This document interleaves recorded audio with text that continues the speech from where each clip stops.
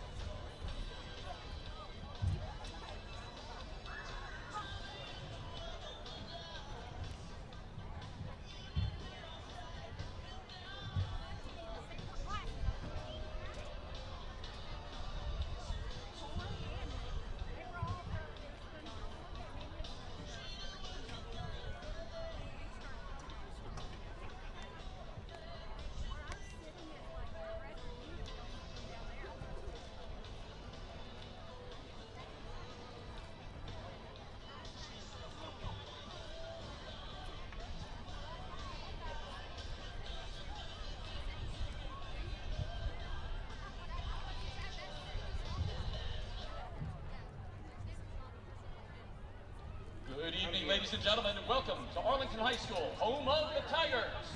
Tonight, Arlington High School's last home football game. Tonight we will celebrate senior night for the football team, cheerleaders, and dance team. Pregame is where we're going to honor the football team.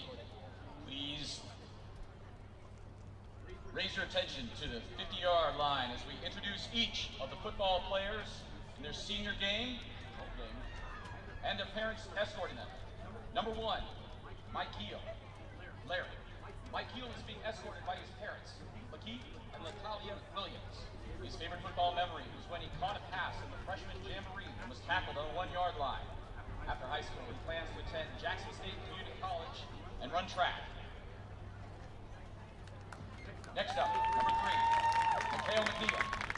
Mikhail is being escorted by his parents, Rex and Nicole Jones. His favorite football memory was the first time the team took ice baths after practice. After high school, he plans to attend Middle Tennessee State University and major in photography and videography. Number 4, Alan Gary. Caitlin is being escorted by his parents, Barrett and Oreo Gary. His favorite football memory was helping the Arlington Youth Football Camp, where the varsity players had to coach the younger kids. It was a funny moment teaching as coaches to have to deal with how the kids react to different drills. After high school, he plans to attend 4-year college to obtain his bachelor's degree and play football at the next level. This is number 5, Jonathan Elliott. Jonathan is being escorted by his mother, Miss Jennifer M. Elliott. His favorite memory, football memory, was getting a fumble recovery while playing Whitehaven this season. After high school, he plans to attend TSU and pursue a career in criminal justice. Number 6, Brady Garlock. Brady's being escorted by his parents, Michael and Sharon Garlock. His favorite football memories were the dance parties in the locker room after a win. After high school, he plans to enroll in the aerospace program at MTSU and become a professional pilot. Today is Brady's birthday. We would like to wish him a happy 18th birthday. Happy birthday, Brady. Number 8, Grant Buchanan. Grant is being escorted by his parents, Brad and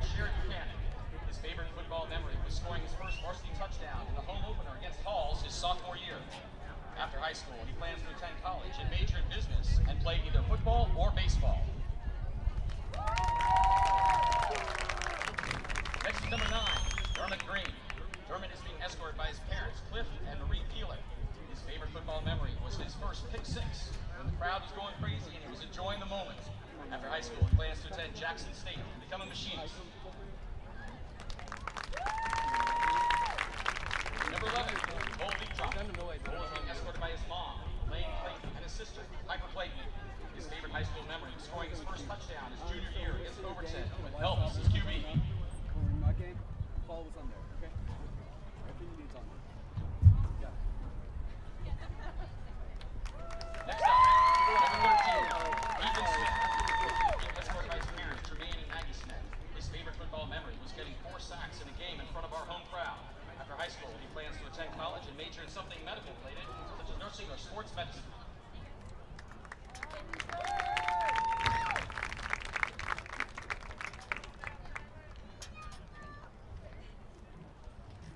Next is number 15, Jeffrey McCarthy. Jeffrey's being escorted by his parents, Jeffrey and April McCarthy. His favorite football memory was when he knocked a player out on kickoff during the Cordova game his freshman year. After high school, he may attend Mississippi State University, major in business management, and start a business.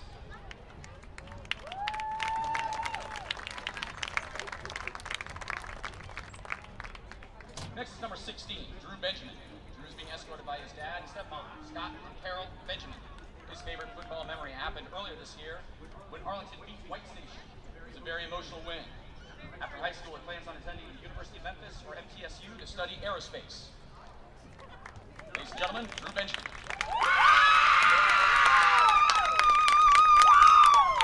Next, number 17, Blake Dexter. Blake is being escorted by his parents, Marty and Kim Dexter. His favorite football memories were going through the ups and downs of the season with his football brothers, the friendships he's made, and chilling in the locker room with his teammates. After high school, he plans to attend the University of Memphis. Ladies and gentlemen, Blake Dexter. Next is number 18, Landon Seward.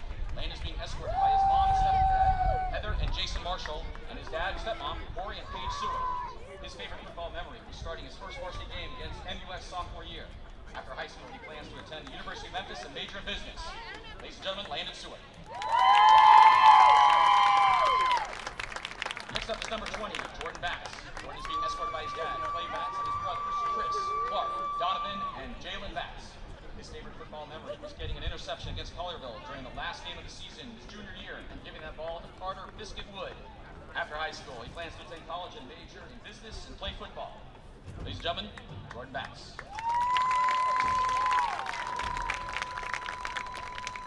Speaking of Carter Wood, number 21, Carter Wood is up next. Carter's being escorted by his parents, Marty and Amanda Wood. His favorite football memory was when Arlington beat White Station this season to give us our first district win since 2019. After high school, he plans to attend the University of Memphis and study aerospace. Ladies and gentlemen, Carter Wood. Next is number 22, Jackson Hare. Jackson is being escorted by his parents, Daniel and Holly Hare. His favorite football memory was being named team captain by his teammates and getting to represent the team before every game. After high school, he plans to attend MTSU and study criminology. Ladies and gentlemen, Jackson Hare. Next, number 23, Noah Wen. Noah is being escorted by his mom, Jenny Wen. His favorite football memory was going out to eat with his friends before games. After high school, he plans to attend college or join the military. Ladies and gentlemen, Noah Wen. Next up is number 27, Jacob Tidwell. Jacob is being escorted by his parents, Michael and Carrie Tidwell. His favorite football memory was winning Arlington's first region game against White Station this season. After high school, he plans to attend college, but is undecided about where he will attend. Ladies and gentlemen, Jacob Tidwell. Next up is number 29, Mason Mullins. Mason is being escorted by his parents, Gene and Ashley Mullins. His favorite football memory was getting to long snap on the varsity team as a freshman. After high school, he plans to attend nursing school. Ladies and gentlemen, Mason Mullins.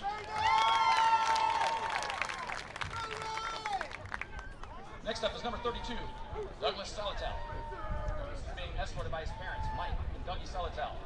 His favorite football memory was during his 10th grade year in a game against North Point, where he had 2 interceptions, and one of the interceptions won the game.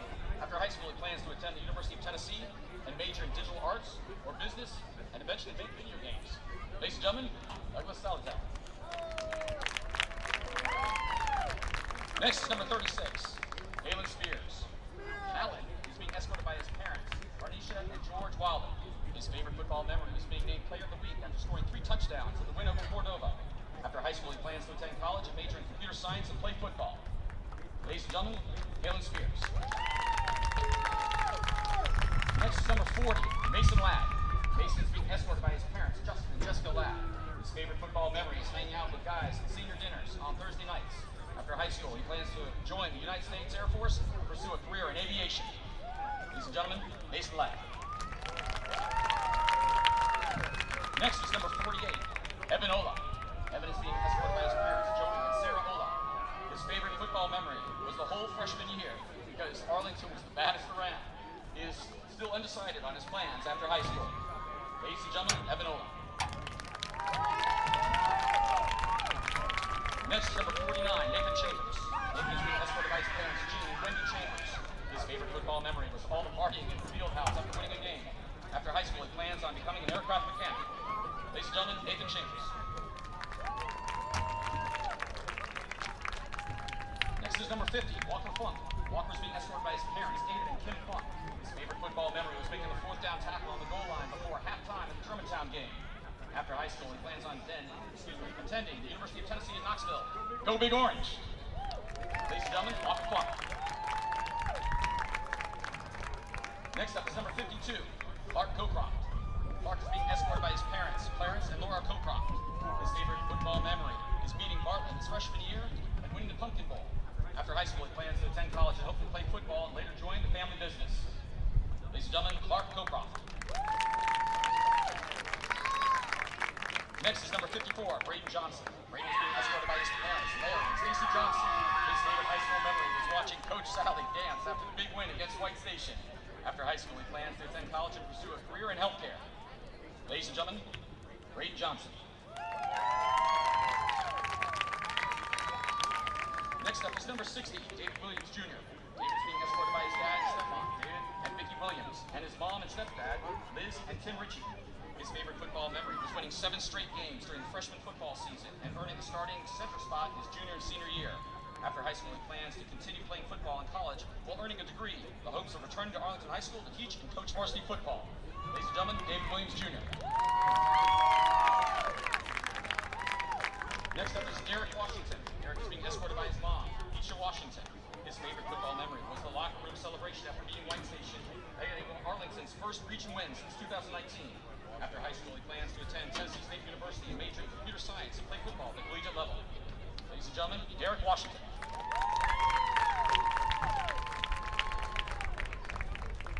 Next up is Chase Haskins, number 85. Chase is being escorted by his parents, Chris and Denise Haskins.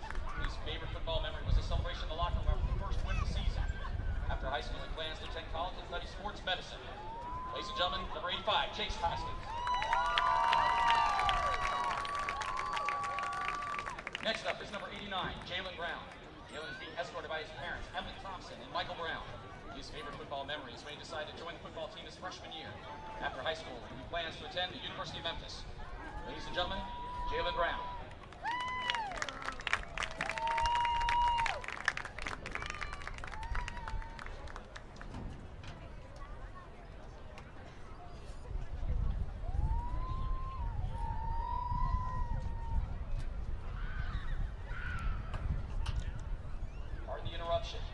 Next up is number 77, Marcel Mills. Thank you for your patience.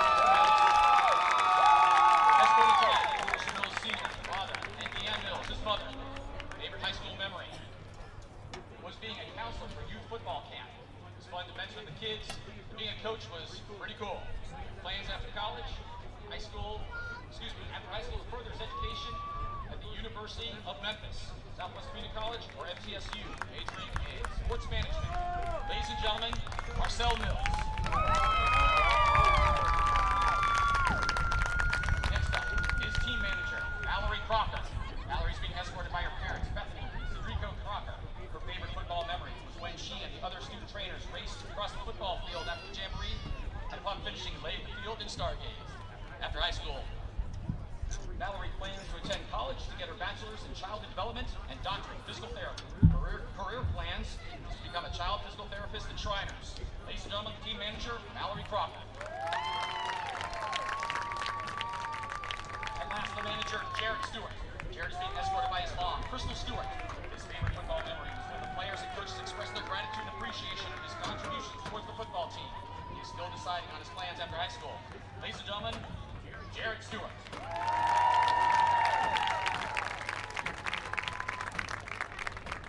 Ladies and gentlemen, a final round of applause for your Arlington High School seniors.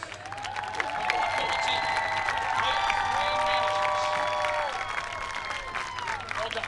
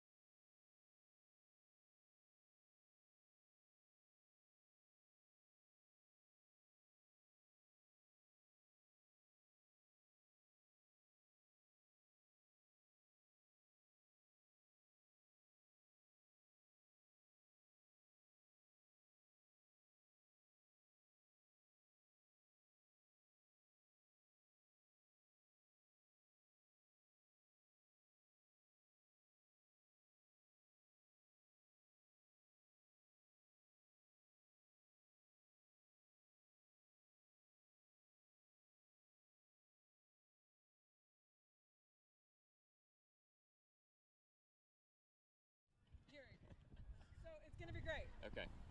All right, we'll work with it. Can you see the earpiece behind my head? I can hear you, Peter. Peter. No, it's cutting Check in 1 and 2. out. Check. Check. Humana. Lead.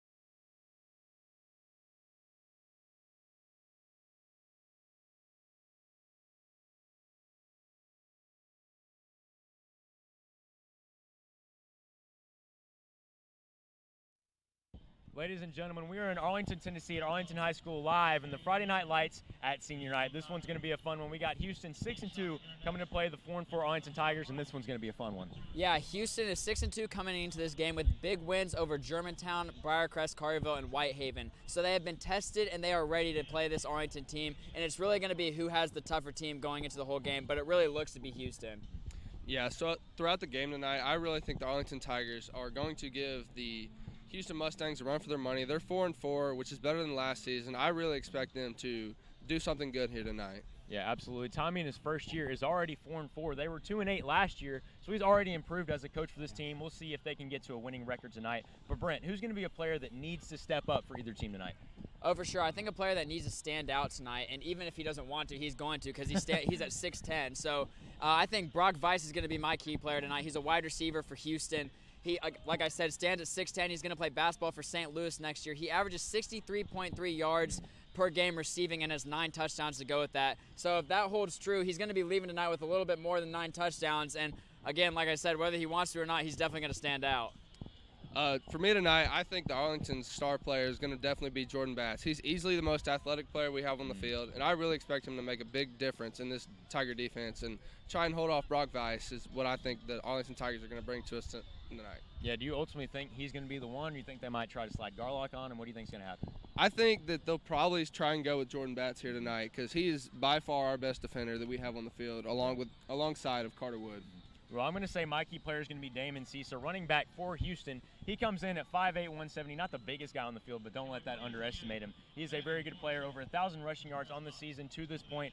In that game against Germantown that they played, who Arlington lost to last week, 236 rushing yards, 4 touchdowns. I mean, it doesn't matter this guy's frame. He's going to get it done on the football field. So we'll see what can happen. If Weiss or if Cisa get involved tonight, it's going to be a tough road for the Tigers. Oh, for sure. And I think that this game is going to come down to who has the more tested team, and it looks like Houston does, but we've seen Arlington give a good fight in past games. Like we mentioned with Germantown, they were only down 7-0 at halftime, and that kind of lasted until midway through the third. So it really just depends on what heart the Tigers come into this tonight. Yeah, who do you think's going to pull it out? I'm not one to give score predictions, so I won't give my final score. I think Houston's going to pull it out, but Tigers are going to give all they have. Along with Brent here, I think that the Tigers are going to fall short of a victory, but I think they'll give it their all, and I think they will give Houston a run for their money. Yeah, it's a huge game regardless. This game is going to hold a lot of implications. If Arlington can't come out on top this week, they will miss the playoffs. That'll be 4 straight years for the Arlington seniors where they haven't made it. 35 seniors looking to make a postseason appearance. I think Houston's going to put up maybe 5 or 6 touchdowns, but it's not going to be in the first half.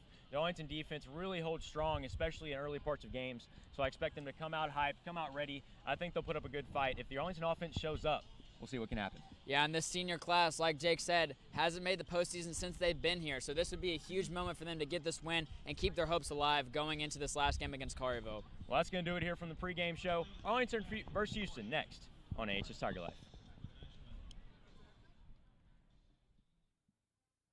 Arlington High School.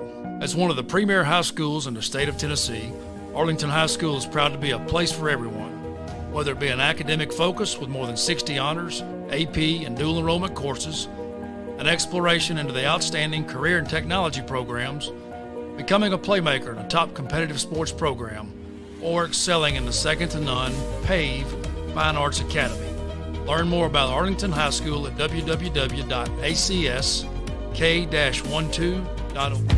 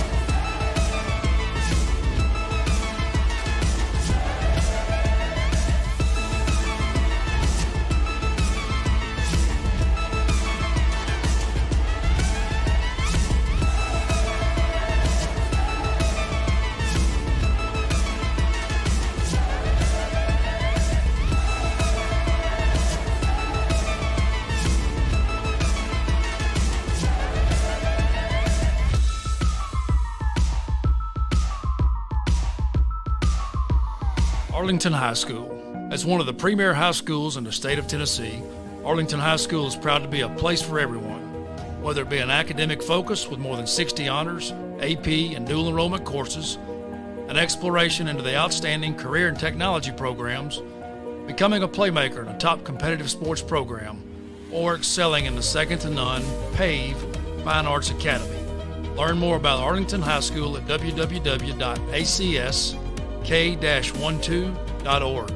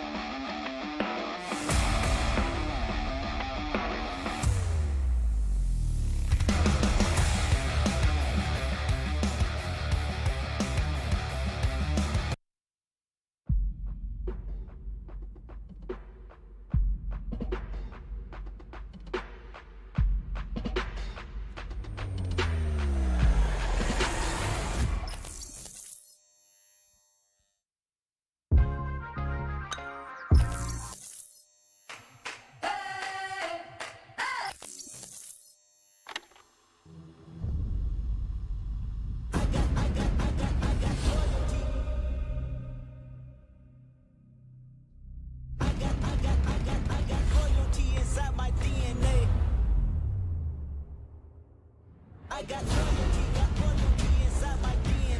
I got color, peace, got war and peace inside my DNA. I got power, poison, pain, and joy inside my DNA. I was born like this, is born like this, immaculate conception. I transform like this, perform like this, without you a new weapon. I know how to play, I meditate, then off your head. This that people kiss the bed, this that I got loyalty inside my DNA.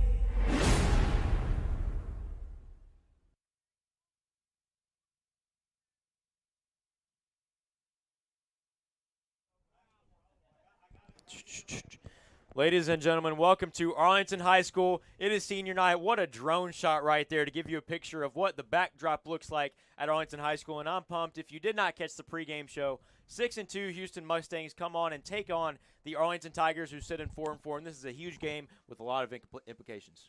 Yeah, like Jake said, Houston 6-2, Arlington 4-4 coming into this game, and it's going to be really exciting because you know the Tigers are going to come out and play with all that they have. If these seniors don't win this game, it is 4 years without a postseason appearance at all for these seniors. So it's a very important game tonight for the Tigers regardless. It is also an important game for Houston, trying to clean up that 1 seed and going into district play.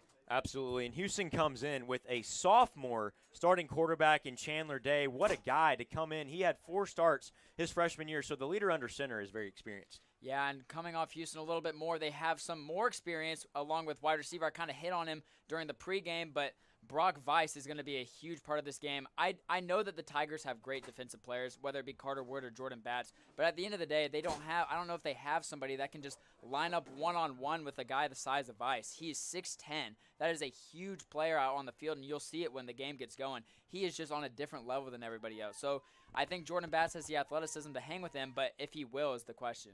And we'll see ultimately if Jordan Batts is the one that is going to line up against him. We don't know. We got to see. We're about as clueless as the fans out there. But either way, this is going to be a big game. As we mentioned, so many offensive assets for this Houston team that are coming in ready to prove themselves. Yeah, but don't count Arlington out like we've kind of mentioned. This team is really prone to staying in there and fighting. They don't want to go out without a fight. So if you don't think you've seen the Tigers fight at all this season, just wait till tonight. They're going to leave all they have out on the field tonight because they don't want to leave this game and not make the playoffs without saying that they gave it all they had. You can definitely count on that. As we've got the cheerleaders here with the sign, we've got the band lining up to lead this team out of the tunnel. Clark Cocroft and Dalen Gary leading us out. As we've got this hype video we're playing, we're ready to go. It sure is an exciting time for Arlington, just around the campus. A lot of media stuff going on as we get back into the swing of things. New people working on new projects. This hype video that you've already seen, that the fans are seeing right now. Just a lot to work with in the media program, and we're excited to kind of share that with the sports now.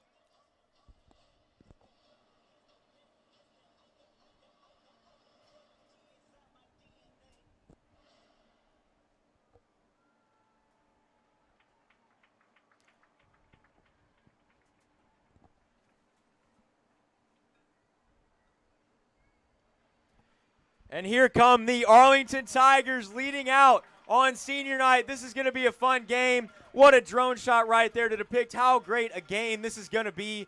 Arlington Tigers are looking for some revenge. Last year they played Houston and got absolutely blown out. We're going to see what the Tigers have brought tonight to play against this Pac team. I'm pumped for this game. I'm ready. This is me and Brent's last game of our careers in high school for football, so this is going to be a fun one. I can't wait to get this on. And don't think Tommy Miller is going to go down, the head coach of the Arlington Tigers, without the greatest fight of his life. He has already improved off of last season's record at 2-8. They are 4-4 right now, and I know that a win against Houston would cement himself as the future coach for Arlington for the years to come. So this is a huge matchup, a confidence booster. Like we've mentioned, if Arlington wins this game, they are still in the hunt for that postseason spot. Beating Houston would put them at the 5 seed in the district, and all they'd have to do is beat Collierville next week in order to get in. But we have this game to get to first, and it sure is going to be a good one. And if Miller hasn't proved that he needs to stick around, tonight is the night to do so. Arlington sitting at 2-3 in the district. Houston, however, 4-1, tied for first in the district, the tiebreaker being Bartlett's win against Houston, 34-24. But it's going to be a fun one. We're going to see you on the other side with on-field action.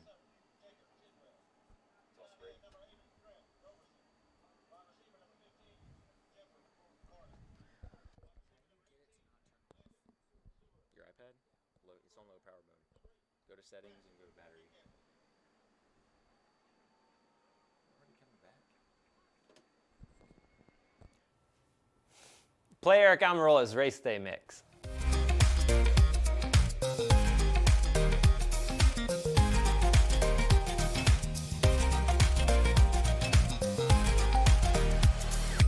Do you have a business or organization you want to promote? Advertise here, reach thousands of potential customers throughout the year, and show your community support for the Tigers. Every dollar you spend advertising will support academic and extracurricular programs across all schools in ACS. Contact Tyler Hill for more information.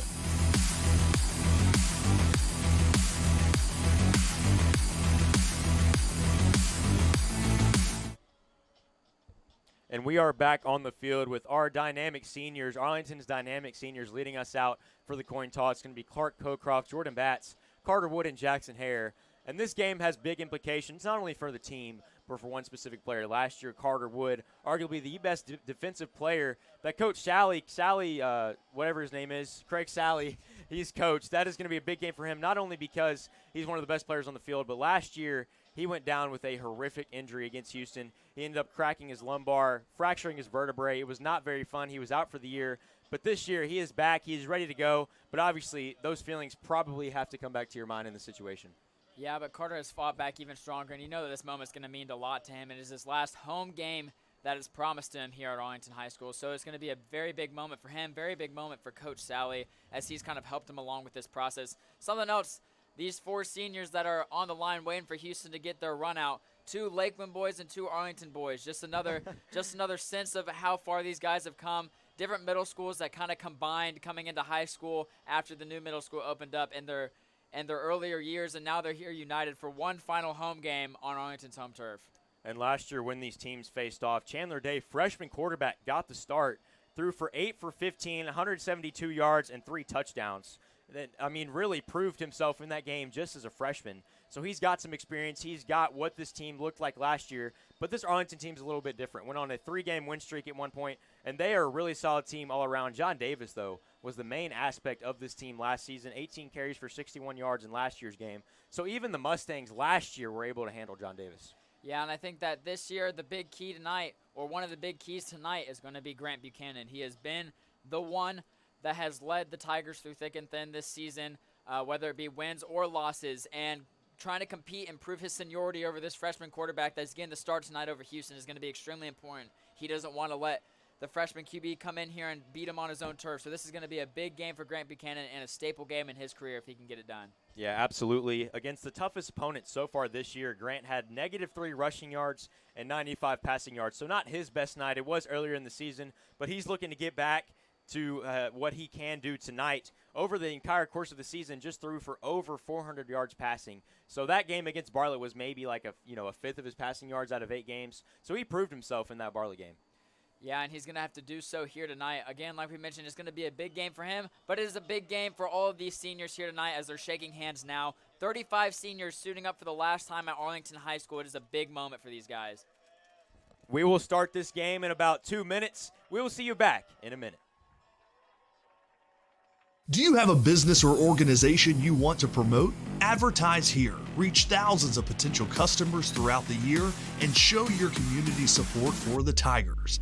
Every dollar you spend advertising will support academic and extracurricular programs across all schools in ACS. Contact Tyler Hill for more information.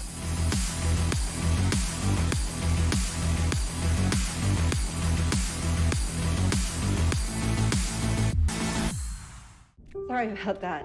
No, I've been staying at my dad's place because of everything. Where are we going? Navigating these times can be tough, but while you care for your loved one, you also need to care for yourself. Go to aarp.org/caregiving for free mental health and self-help tips.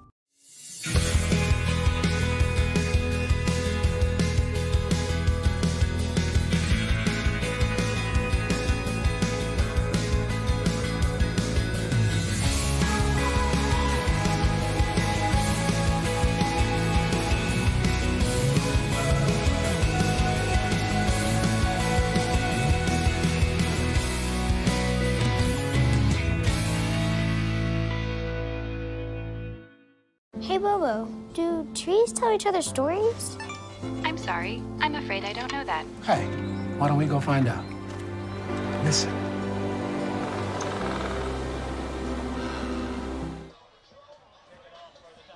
We've got kickoff now. Ethan Ford set to kick it off to a 3-man returning front for the Houston Mustangs. We'll see what we got here. This is a big night for Arlington High School and Houston. Houston looks to attain first in the region, while Arlington looks to get a staple win. And we are off. Ethan Ford with the short kick, landing at the 25. Oh, that could be a chance, but it's going to be Cecil on the return. Jordan Batts, the key player for Carter McKay, is going to bring him down just shy of the 25-yard line. Good play there for the Tigers as they set up shop on the defensive side inside the 25. Even though Ethan Ford's kick might have been a little short, it took a good Arlington bounce to start off the game, and Jordan Batts was able to reel him in, even though it looked like he might have got away from him. And it's a plus because last game at home, Germantown got that touchdown to open up the game, which really just swung the momentum away right away. So this is a good start for the Tigers. Yeah, when Ahmad Miller had that kick return touchdown, that was insane. But good start here for the Arlington defense, who has proven that they can be solid. Houston lining up with the 2 wide receiver set. He looks right immediately. That's going to be a good tackle there by Dermott Green. Good look there on that left side of the field. That's going to set up shop for second down. And first play of the game, they had Brady Garlock lining up on Brock Weiss. Got pushed around a little bit, but he held his own, and we're going to see if it's going to be Brady for the rest of the night or if Jordan Batts is going to get that. And it looked like Day thought about throwing to Weiss, but instead chose to settle on the right side. Good play there by Garlock as he looks like he's going to match up with him for most of the game. Day back to pass. Different set than last time. 3 wide receivers on the right. That's going to be Cisa, but he's demolished there. 3-yard gain on the play. This is what I'm talking about. The Arlington Tigers have been better starting games than they were at the beginning of the year. They figured out how to have that energy coming into the games that they lacked at the beginning of the season. It looks like they have fire under them coming into the game, and if they can get a 3-and-out to start this game off, they're looking at decent field position going into their first drive. And I think they're going to go with a play here that is probably assured to go for, and that's probably going to be Device. We'll see what happens as they are lined up one-on-one on the right sideline. 1 wing, 3 wide receivers here. And Houston has shown that they can have really good play calling in clutch situations. We'll see what happens here. Bring Weiss inside. Looked like a false start there. Is that going to be a false start or an offsides? We're waiting to see. Looks like a delay of game, actually, moving them back another 5 yards to set up the original position. 3rd and 10 here for the Mustangs team, who has had a solid offense all year. And Arlington kind of showing them who's who right now to start the game. I mean, it's the first drive, so I'm not going to say anything about it, but it's got to be encouraging for this coaching staff to see the way that Arlington is kind of putting themselves out there to start the game and be physical, especially Brady Garlock. Arlington dropping 8 in coverage. Looked like a holding on the left side, no call. They throw it up to Vice. Oh my goodness, he caught it out of bounds, but it looks like it's going to be a pass interference on the defense, pushing him out of bounds in order to limit that catch. I mean, if you don't want Vice to catch the ball, what else are you supposed to do? Usually, if you see him at this size, he's not really supposed to move on the play. Either way, Garlock pushes him out of bounds, and that's going to be a first down. And we're looking at him from about 30 feet above, and he looks pretty big, but I can't imagine what Brady's seeing, standing at 6'10", coming down the sideline.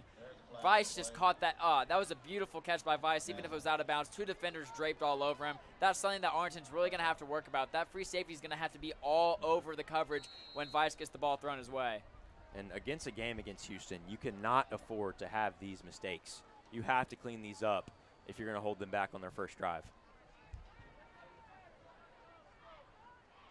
Weatherly in motion. He's a solid defensive player as well. Handoff to Cisa again.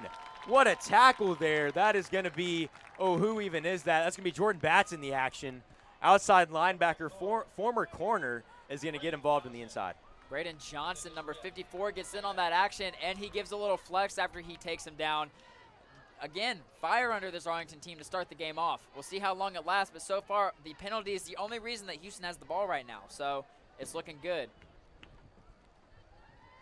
Cisa is usually that really dynamic guy, had 234 rushing yards, but right now he's not doing well as Day takes it himself, putting Green on skates. He's going to get past the 50 and even more. Mikhail McNeil is the guy who's going to bring him down in Arlington territory. No one saw that coming from the Tiger defense.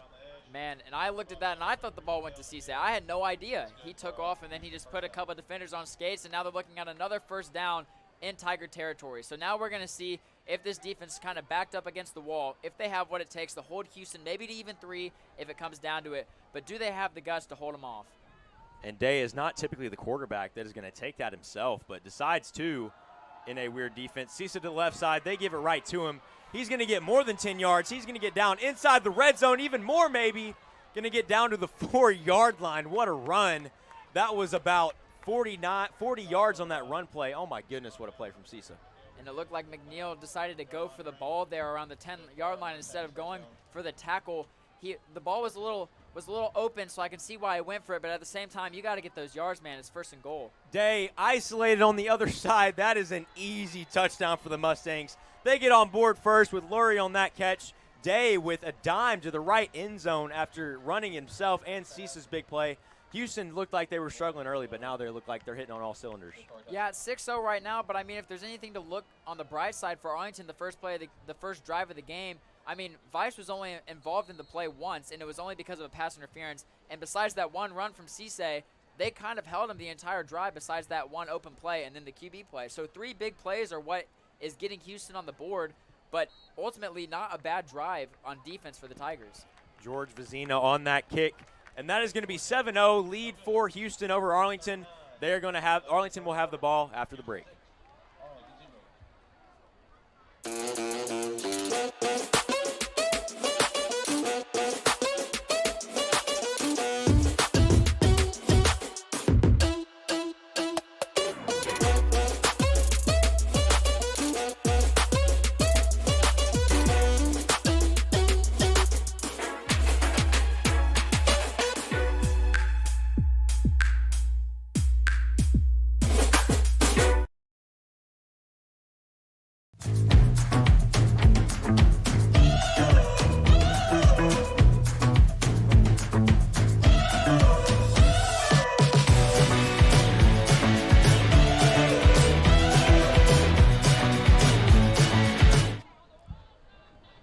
Welcome back, and that was my mistake. Vizina missed the kick, so that's a break for Arlington after 3 really big plays. Touchback there. Jeffrey McCarter elects to not return that ball. It's going to be taken out to the 25, 75 yards to go for the Tigers. And we're going to see if this offense can get out on the field and match what Houston just did. It's going to be a tough task as some of their offensive weapons have been depleted in recent leagues with Torres leaving and McKay gone now. But we'll see if the Tigers can pull this one out and get on the board here when it's 6-0 early. And you can see the impact of those guys leaving that has on this Arlington offense. I mean, you can argue that those were the best two offensive players, and not having them, we'll see if it affects this drive. Spears in motion. He gets the start over Hare. He's going to take it. That's going to be a 5-yard gain for Spears. Originally touched behind the line of scrimmage, but still able to get a decent gain. And all they have to do is just chug along. If it takes 8 minutes and 26 seconds, but the Tigers get a touchdown, at the end of the day, they'll take it. I guarantee you, if they leave this possession with a score, they're happy. Buchanan looks like an offsides neutral zone infraction. They're going to move the ball down the field, giving the Tigers an automatic first down. Arlington will have the ball at the 30-yard line. And the Tigers just took advantage of a Houston defense that wasn't ready quite yet, and so they got the 10 yards, and they'll take the first down, and if that's what it takes, again, they'll do it. Some stud guys on this Houston defense. Brady Weatherly, 51 tackles so far this year, 17 tackles for loss. Another guy, outside linebacker, Barrett Glass. We're going to have to watch for those two guys. Handoff to Spears again. He's going to be taken down that time behind the line of scrimmage by Trayshawn Shaw. That's his first action on the defensive side. The way he played there, wouldn't be surprised if we called his name a little bit more. And it'll be interesting to see if Arlington puts Hare in this game soon or not, and see if they go with a Spears-Hare kind of duo combo running game here. Spears obviously got the start over him this game, but I'm sure they'll be utilizing him a lot more, as he's a little bit more of the big play guy, and Spears is kind of the grinded out 5-10 yards here and there. So we'll see what kind of set they use. You've even got Ola. Evan Ola came back, played freshman year, and now he's back. We'll see if he plays. Looks like it's going to be a false start on the Arlington offensive line. Again, these teams just trading mistakes. In a game like this, which is very crucial to both teams, you cannot have this happen. It looked like Jeffrey McCarter might have actually been the one that went a little early there. The wide receiver, number 15, it'll be on the bottom side of your screen. Just jumped a little early, ready to catch that ball. And there you go. Hare's in the game, but not at the running back position. He's going to line up as a tight end option. Not the tallest guy in the world, but definitely capable of catching the ball in space. Buchanan with a 4 wide receiver set, backed up at 2nd and 15, so they will most likely elect to pass here. And they do not. Draw play there for Spears. He's going to get touched again behind the line of scrimmage, but able to get about 3 or 4. It's going to be 3rd down and long. Tigers have not been ones to make huge plays on 3rd down this year, so that was kind of an interesting call from Coach Miller. We'll see if they can get the first down here, but they're backed up deep. The other Miller, Derek Miller, for the Houston Mustangs, is hurt. He's limping off the field right now, going to be replaced by a secondary player. We'll see what happens here. Number 17, Carlos Humphreys. Yes, we'll see what impact he can have, as he's going to have to step up on Jeffrey McCarter. Buchanan on 3rd down, has to pass. He's going to look deep. No, he's not. Hare is open right in the front of him. He's going to get yards after contact yet again. He's going to be down with 3 yards to go, and you're in your own territory. What are you supposed to do? I mean, on one side, we know they're going to kick it here, but on the other, you don't want Houston to just run away with this game. You don't know when they're going to get the ball next if Houston decides to make a run. So if they go for this when it's 4th and 2 or 4th and 3 and they can find a way to get it, that's a big momentum swing. But it looks like they are questioning it, so we'll see what they go with. Wow. And Miller saying he has nothing to lose. That play there got 10 yards, so it looks like he feels like he's got momentum. We'll see what can happen here. 2 wide receiver set. This is a risky call. Don't run the ball. Buchanan back to pass. Looked like a penalty. No, actually, they did blow the whistle. Who's it going to be on? Lucky for the Tigers. I have no idea what they're signaling. Here we go. False start on the offense. That's going to hurt Arlington. Yes, they have to bring out the punt team here, as Mason Mullins, long snapper, will get the first action of the night. Oh, for sure. And I think that play might have scared us a little bit, but I think they were just trying to draw Houston off sides, which at the end of the day, they drew their own team off sides, which is never what you want to do, but Arlington's going to punt it deep. Douglas Salato back to punt. First time ever playing football. Typically plays soccer, but he's got a big leg. That's a great punt right there, moving the Mustang returner back, and it gets a good bounce. Mullins again in action. He's going to down that at the 23-yard line. Yeah, Cisa probably has the big play potential to go after that ball and maybe make a play on it, but it is best that they let it bounce, and Arlington is going to take them down 29-yard line. And this defense is lining up again. Recap this last drive if you just joined us. Houston was down to 3rd and 10, and then a penalty happened on a pass to Brock Weiss. That moved them down 15 yards the field. 3 plays later, they're in the end zone. Yeah, and Arlington just gave the ball back, tried to get some yards on 4th down, but ultimately went off sides and were forced to kick it. A very good kick, though, as the Houston Mustangs will set up shop around the 28-yard line. Looks like Arlington going to rush more than 3 this time. May have been a bluff. We'll see what happens here. Day back to pass, rush 5 or 6. He's going deep to Weiss. He's so big. Oh, my goodness, what a catch. Brought back some Odell flashbacks. Oh, my goodness, that was a catch, but he's hurt and limping off the field. What in the world is going on? A 50-yard bomb, but he exits the field. He is limping hard. Oh, my goodness, he came down hard at that 6'10" frame. So I wasn't paying attention to what was going on the line. I had my eyes on Brock Weiss the entire time, and you could see that he was going to make that catch, but he landed, when he caught the ball, he landed awkwardly on the back of his Achilles, heel, I believe it was, back on that heel. And if he doesn't come back to this game, obviously that's a big implication, but also he's hurt. I mean, we've got to make sure he's okay, but either way, if he is out for this game, that is a huge blow to this Mustang team. I mean, you can just see in the one play that I thought for a second that ball was going to be an interception, but then he opened that wingspan up, caught the ball right over the defender's head, and just pulled it right in. He is massive, and ultimately, if he doesn't come back in this game, he's a dual sport athlete, and he's committed to play basketball for St. Louis. So this goes beyond just playing in this game for him. Hopefully it's just a rolled ankle, but we know the saying, the bigger they are, the harder they fall. So we'll see if he comes back in this game. I mean, we'll see if he does. If I'm the coach, maybe I'm electing not to save him for postseason action, but we'll see. Lurie on the catch. That's his second one other than the touchdown grab. He's going to get down maybe a yard on the play. It's going to be 3rd down to go. Tristan Lurie tried to put some moves on him, but it was nothing to gain, as it's going to be 3rd down around the 31 and a half for the Houston Cougars. Mustangs. Not the Houston Cougars. We got bad memories for them if you're a Memphis fan. They just beat us, so that's not very fun. This is the Mustangs, right? We're going to talk about the Mustangs right now, not the Cougars. Maybe so just I got as a lot good. of PTSD.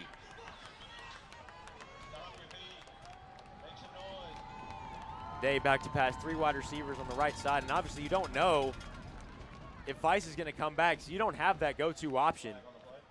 There's going to be yellow on the field. Is this going to be another false? That's their 4th false start of the game. Oh, my goodness. The Houston Mustangs come in hot and well-rounded, but right now they're making these simple mistakes. And we felt the Arlington student section get a little rowdy right there before the 3rd down. The cameras were shaking, so the Tigers student section is still in this game, as they're going to do it again on 3rd down and long. 3rd down and 11. The student section's going nuts. Cisa in the backfield. Fake the handoff. He's going to look right. Maybe a holding on the right side again. Carter Wood is going to bring him down for a sack. Carter Wood on the play. Gets some revenge on the Mustangs after last year's game. He's talking crap, too. What a tackle there by Wood.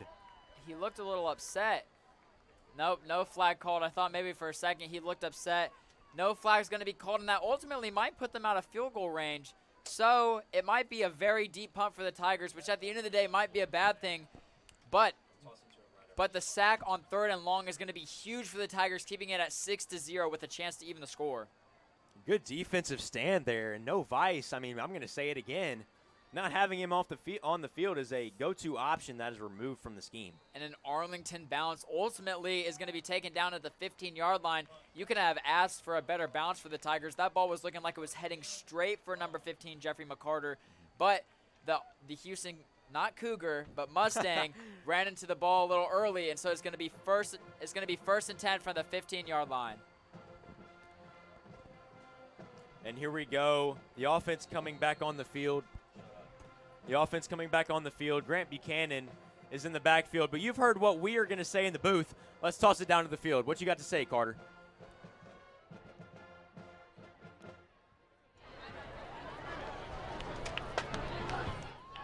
Too strong. And I think if Arlington just continues to do what they're doing, I think they might have a good shot at this game. They got to get this offense rolling, but I think this is going to be a good game. And thank you from our man on the sideline, Carter McKay. And he is correct. I mean, only a 6-point deficit nearing the end of the first quarter is a solid score for them. Oh, my goodness, Houston is all over it. They are upset at a lot of things right now.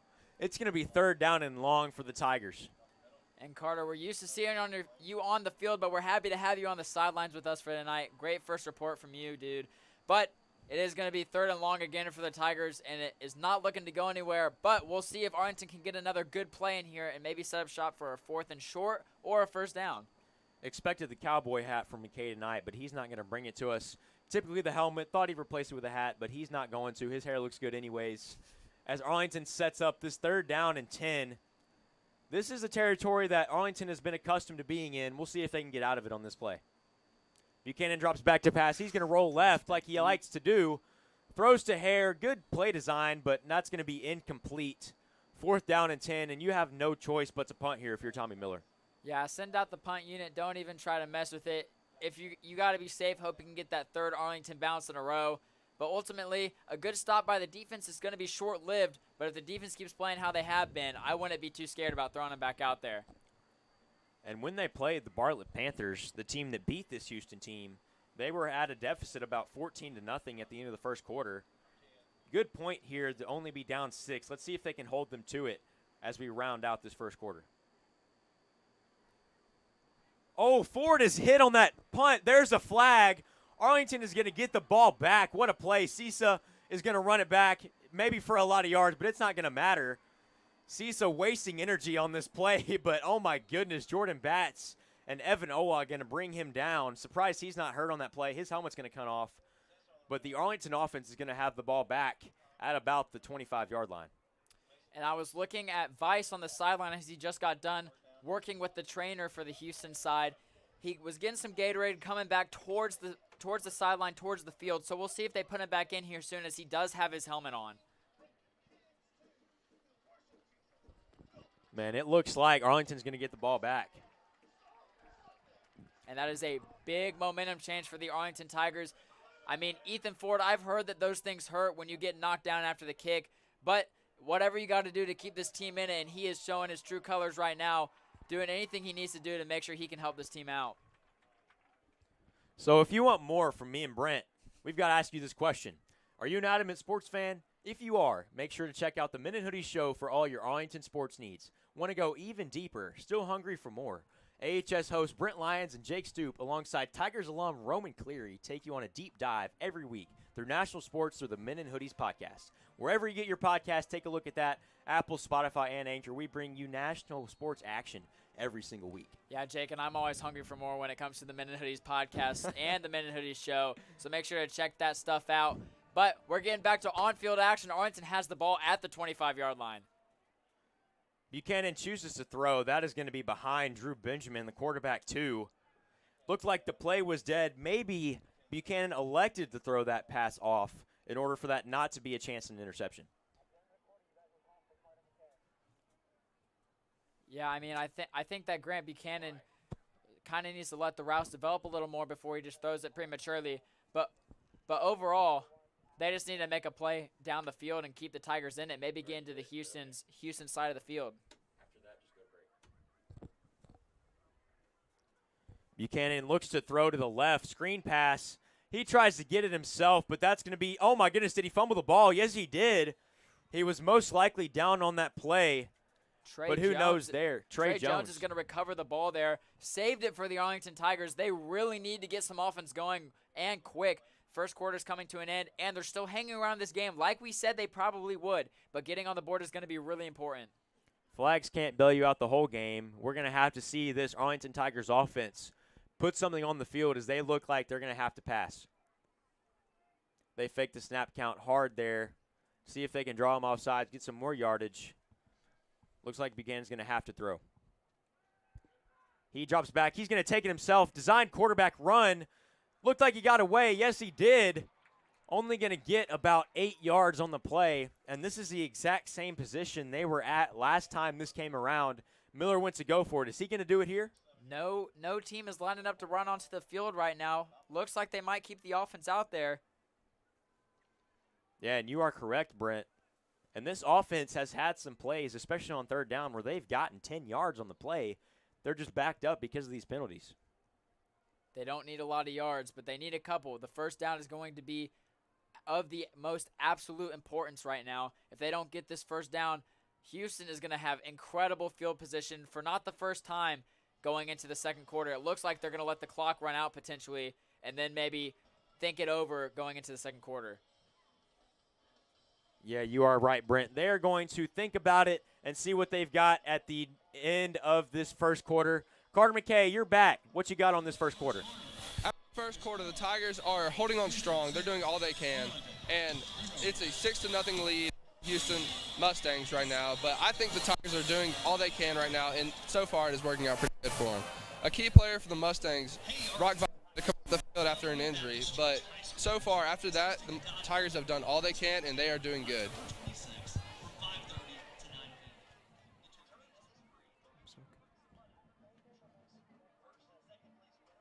Thank you, Carter, for that report. We'll see you on the other side with second quarter action. Play Eric Amarola's Race Day Mix.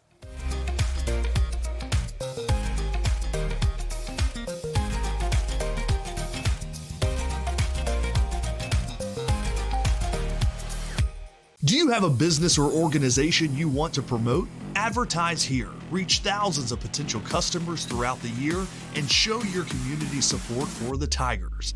Every dollar you spend advertising will support academic and extracurricular programs across all schools in ACS. Contact Tyler Hill for more information.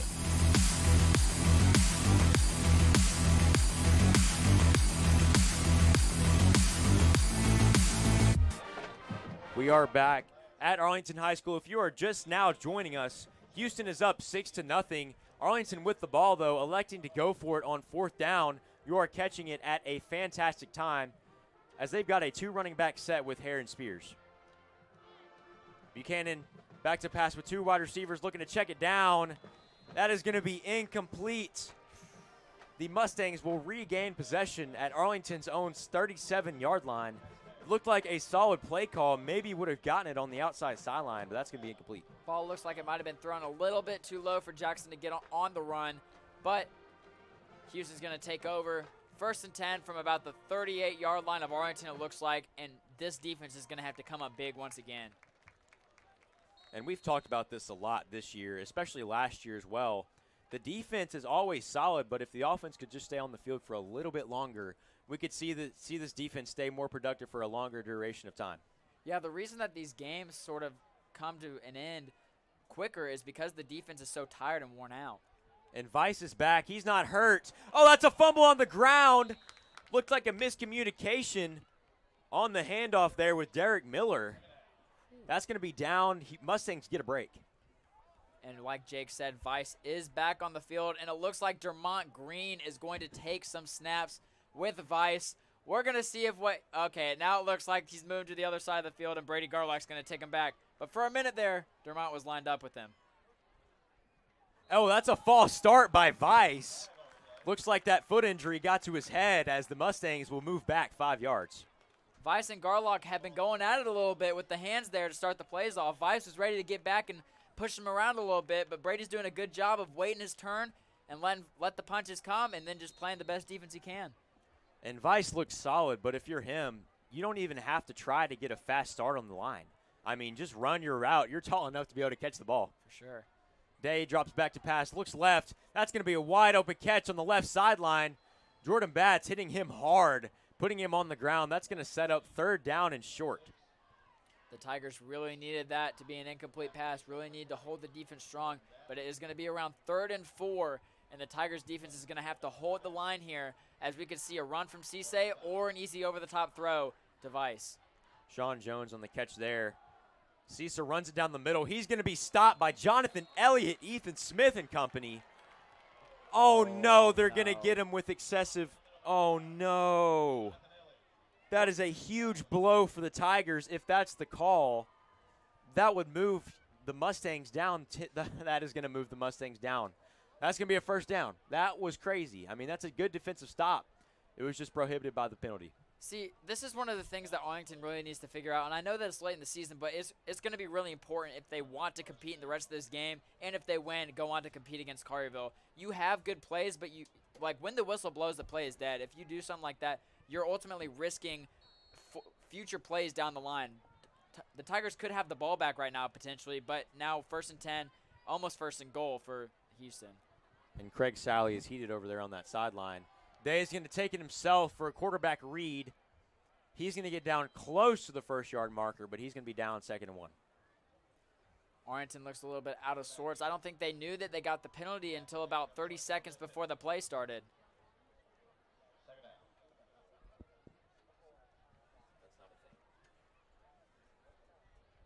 Second and 1 here for the Mustangs. Running back we haven't seen yet, Owen Wagner. He's labeled as a tight end or linebacker. Oh, my goodness. Day's going to take it himself again. That's going to be a holding on that offensive line, number 50, Connor Jones. Looked like he was ready to get Day in the end zone, just held on a little too long. Ultimately going to pin it back a couple yards, but it's still going to be 2nd and goal for Houston. This Tiger defense really just needs to grit it out and get Houston 3 points and take it. Tigers defense, again, has been playing really well. Just some miscues when it comes to after-play conduct that is kind of limiting where this team could be. They're going to be backed up another penalty here for the Mustangs.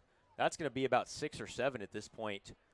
Just nearing 10 minutes left in the 2nd quarter. I mean, I did not expect this from the Mustangs. I thought they would be well-rounded, ready to go on all cylinders, but it looks like they keep making mental mistakes. Day, for the 3rd time in a row, tries to run. Wood is put on. That's not going to be Wood. My bad.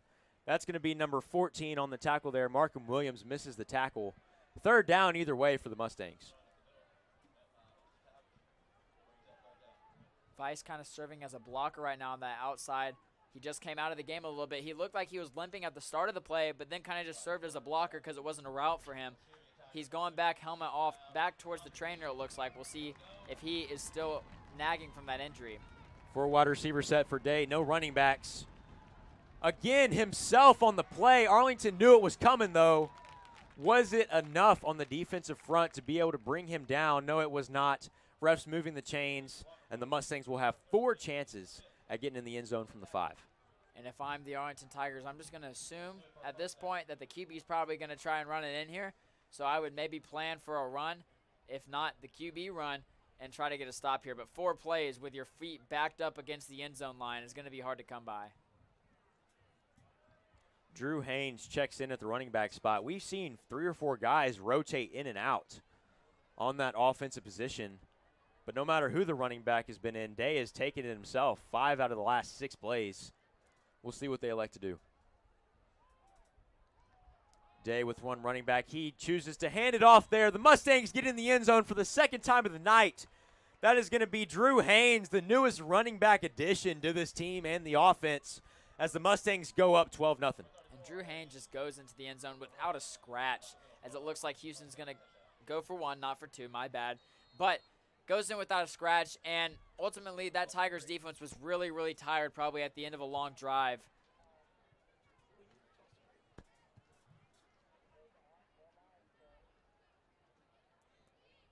That kick is going to be up and good that time. That's going to be a good one there as Houston goes up 13-0. We've got about 8:53 left in this 2nd quarter. Arlington with the ball when we come back.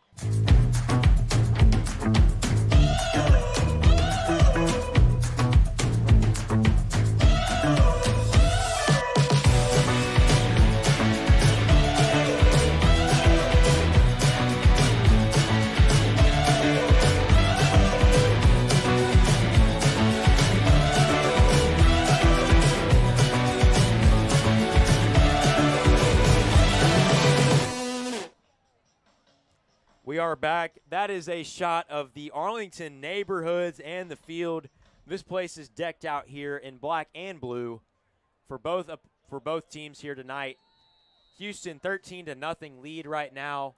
And this is honestly so far a low-scoring night, able to put up 34 or 35 points against Germantown. So far, only 13 against this Arlington defense. Hopefully Arlington can return the favor that the defense has put up for them. by getting some points on the board offensively. It's going to be imperative that this team starts to get into the game and get past the 50-yard line and start to make a play on the end zone. Touchback there, the second one of the night.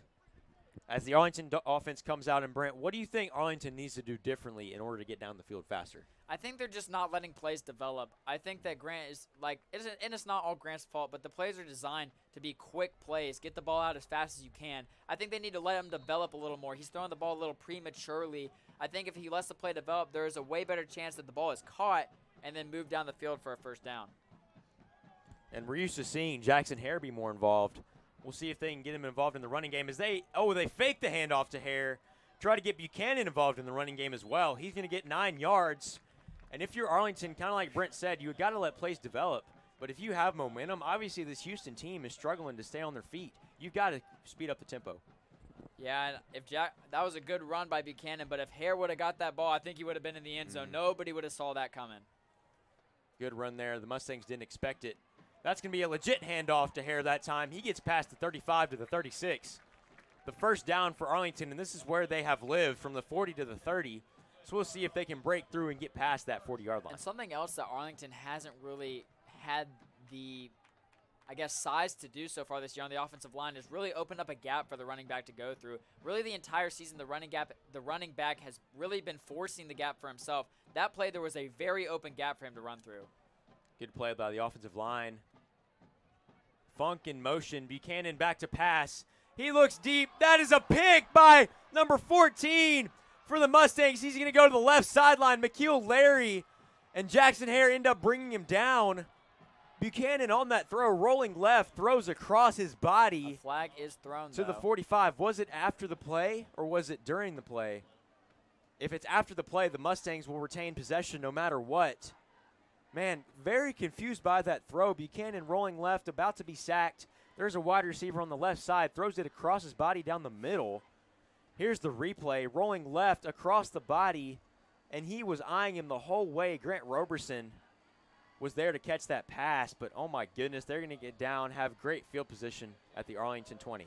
This is what I'm talking about, and the play did develop a little more there, but I still think it was very forced. I feel like in that kind of position, you're just going to have to take the play, throw the ball away, don't let it get to the point where it can be intercepted. These are just plays that, as a senior, we should be able to understand that we need to kind of take the check down there, not do it. And I'm not saying that as a knock on Grant, but I'm also saying that as that's something that needs to be figured out and quick if they want to stay in this game.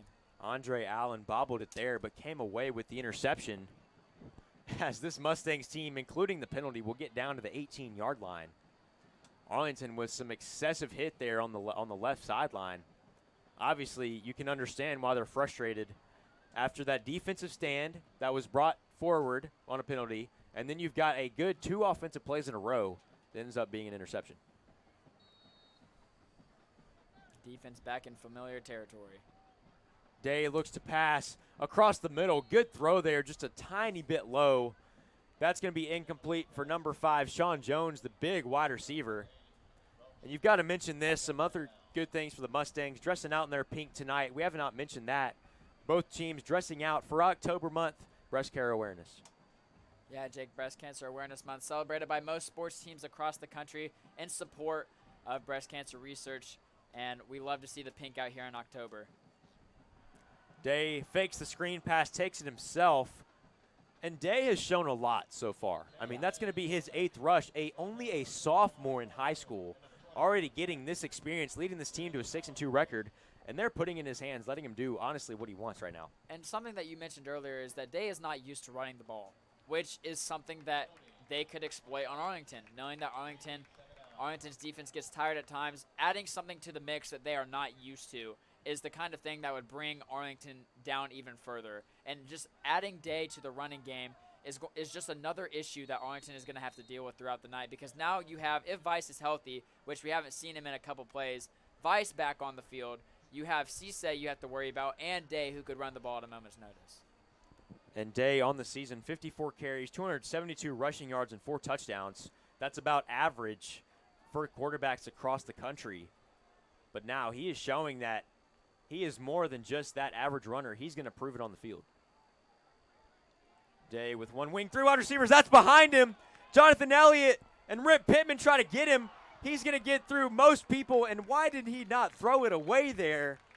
That mental mistake. We were just talking high about Day, and right there, he's going to be brought down at the 36 for a 3rd and long. And ultimately, that is something that you would expect from a younger quarterback. Just not that's the thing that develops as you get older and are more mature in the game. Yes, you should have thrown that ball away, but at the end of the day, that is not something that I would expect out of an underclassman quarterback. He's trying to make a play on the ball. He's going to try to make sure that he can get back up to the line of scrimmage. That's just something they're going to have to work on in practice. And when you've been successful in the running game, why not go for it? I mean, why not? He dodged 4 people in the process. 3rd and 22. Day got to throw deep. No Vice in the game. Oh, my goodness, that may be pass interference. No flag. No flag. Yeah, that's going to be no flag. Arlington man in coverage was going to be Beckham Dees, the junior. And I was honestly shocked. It looked like that ball was on perfect trajectory, yet Dees was right there stopping the run. I'm honestly confused by that no call. And you mentioned Vice there a minute ago, how he wasn't in the game. I don't think I can see him on the Houston sideline right now. So he might be sitting down, but at the same time, it is not a good sign. And he's probably as tall as everybody else on the team when he is sitting down. So it's not like I could tell anyway. But not a good sign for Houston if he is out for a longer time in this game. But Arlington's defense comes up clutch again. Almost blocked that punt as well. Oh, no. McCarter, that ball's going to be down at the 8-yard line. What was that? Matter. Oh, no. Oh, Flag. no. Yep, okay. Is that another flag? It is, but either way, Arlington's defense on that sack was going to bring him down at the 36-yard line. That's only going to be moved to the 26. Doesn't matter. Ball should I believe be going back to Houston. Would it be a first down or would it be 4th and 16? I think it's going to be 4th and 16. I believe so. I'm not positive if it's different between college and high school. It's just one of those weird, it's one of those weird plays that we're just going to have to see where the ref spots it. Yeah, 4th and 16. And why not? I mean, oh my goodness, that's first down. That is first down. The Arlington defense makes yet another mistake that puts Houston at better field position. This defense has been on the field for 90% of the time, doing well, yet simple mistakes are leading the Mustangs to have better field position. Yeah, Jake, the Tigers have been put in a position to keep themselves in this game. It is only 13-0. It is these plays, like we've mentioned, that are ultimately keeping them out. Cisa on the run.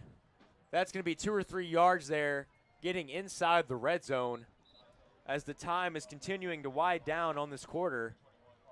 5:39 left. And besides Germantown in the first half, this might be some of the best defense this Tigers team has played. And this defense is a good defense, so it's saying a lot. Another flag is thrown on Houston, which is something Jake's laughing, but it's making me mad. And it's because Houston is getting all these flags thrown on them, and yet it is still Houston somehow ends up, at the end of all of that, they're about to punt the ball, getting the ball back.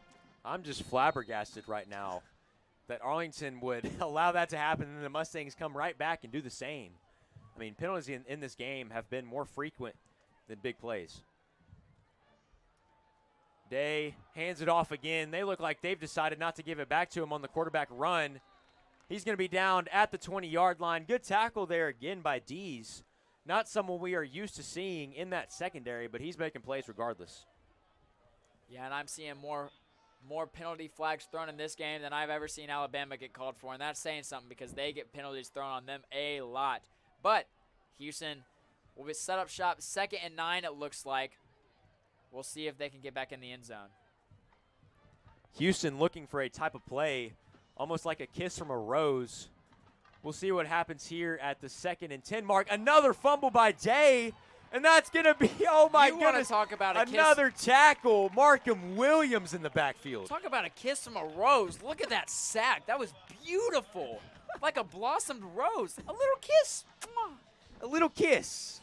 College basketball famous announcer, you know. Man, does the Final Four every single year. 3rd down and long. We're just having fun in the press box. Another great play by Arlington's defense. Let's see if they hold it. Day back to pass through to nobody. I mean, I don't know what that throw was. There was a guy close to him, but the pressure from the Arlington defense intended for led to number that 9, pass. the tight end Owen Wagoner, it looks like. but ultimately was targeted at the ground. And then it'll be another 4th down, 4th and 15 for the Houston Mustangs.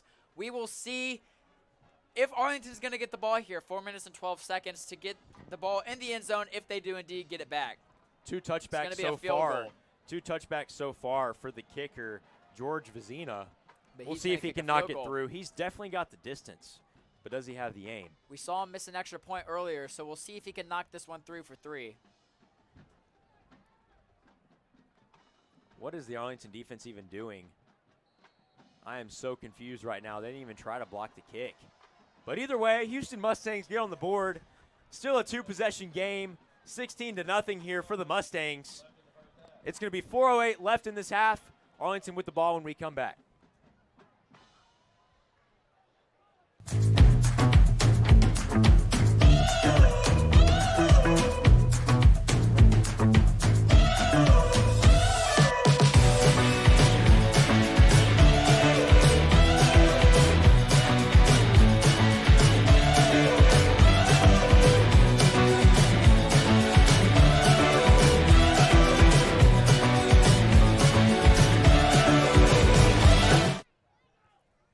Mustangs are kicking off here. Man to return is going to be Hare and McCarter. And McCarter, when he's gotten the ball in the return game, he has been electric. We'll see if he can spark some Tiger enthusiasm here as they fall to 16-0 here as we get close to rounding out this first half. And Sally is very enthusiastic on the sideline right now. I mean, he has to be proud of his defense, but they're going to have to do a little more. Looks like another touchback there. For the Mustangs, definitely the right call there by Hare. Mustangs were approaching quick on that kickoff. But here, Brent, the Arlington offense needs to get past the 40. And I think you've got to limit mistakes, especially when you're running out of time. You're not going to be able to run the ball very much. You can't make mistakes, and you especially can't make mistakes on this side of the field. See, something I've noticed being a Penn State fan over my years is that Sean Clifford, he's a super senior at Penn State. He's been there for 6 years. He gets better when it's quick time. Sometimes he looks sloppy, but then when it's time to get going, he's just throwing bombs. He looks like the best quarterback in the country. Maybe we'll see that out of Grant Buchanan with 4 minutes left. 5 wide receivers, Hare in motion. That's a fake. He's going to run it. Doesn't run the ball. Oh, yeah, he did. 70-yard run there in that Michigan game. Good run there by Buchanan. He's going to get 6 yards on the play, man. I'm surprised. Penn State fan doesn't even know that 70-yard run by Clifford. I'm just saying, man, he got tripped up. Doesn't really matter if you don't make it to the end zone, which is what Arlington needs to do here. Hey, at least he didn't pull a Daniel Jones. Clifford able to get inside the red zone. We'll see if Arlington can do the same. I mean, if you continue to run the ball, the clock is continue to run. What just happened there? Oh, my goodness. Buchanan hands the ball off to Spears. I mean, they're going to continue to run the ball. I don't really understand this. Clock is going to run with 3.5 minutes left to go. Not pulling the timeout card out either. So it is going to be 3rd and mid on a play that you probably need to pass it. I wouldn't be surprised if they ran the ball based on how past things have gone, but really need a big momentum shift here, and ultimately the momentum shift is going to be getting in the end zone. Good analysis there, Brent. A touchdown will help. Always does. 3rd down for Buchanan. Back to pass for the first time this drive. Oh, he's going to get 2 yards on the play. Looks like they missed a holding call for the 3rd time that at least I've noticed. 4th down to go. Do you put the defense back on the field, or do you go for it inside your own territory? I have confidence that Arlington's going to get this 4th down so the defense can sit tight. Oh, well, never mind. Man, Brent does not have the gift of prophecy as the Arlington Tigers will elect to punt the ball. And good decision there, except the guy returning this ball had 236 yards against Germantown. So we'll see what Cisa can do in space. And 4 touchdowns. Man, man's electric. I would doubt they kick it to him on this play. Maybe they'll fake us all out. Have the punter throw the ball. I highly doubt it. Yeah, Salatel's going to punt there. Looked like it was almost blocked. Maybe got tipped. Take a bounce. That's going to be bouncing backwards. That's going to be inside the 40. So if Arlington, there's a flag again. But if Arlington had elected to go for it, not much difference of a field position swap if they would have actually gone for the ball. Roughing the kicker would be a call that Arlington would like to see right now. But it looks like the defense is coming off the field. They're still kind of deciding what the play will be. Some great camera work by our men on the sidelines right now. The ref discussing what they're going to do here. Is this going to be a roughing the punter? I did not see. We'll see the call here. It definitely wasn't. Personal foul on the defense, going to move Arlington back with the ball. I mean, I said earlier that this defense for Houston was not going to bail out the Arlington Tigers a lot, but it looks like they definitely are. We'll see if Buchanan and this offense is going to do what they need to do to get in the end zone with 2 minutes left. You know, I would never go for it on 4th down again. I would just wait for them to rough your kicker and take the ball back and get an extra 15 yards. Because right now we're not really getting first downs. Might as well just put the kicker out there and let him take a big hit. I mean, at that point, why don't you just punt it every single play, right? If you're going to get 15 yards. That's a good point. But either way, Arlington moving down to the 35.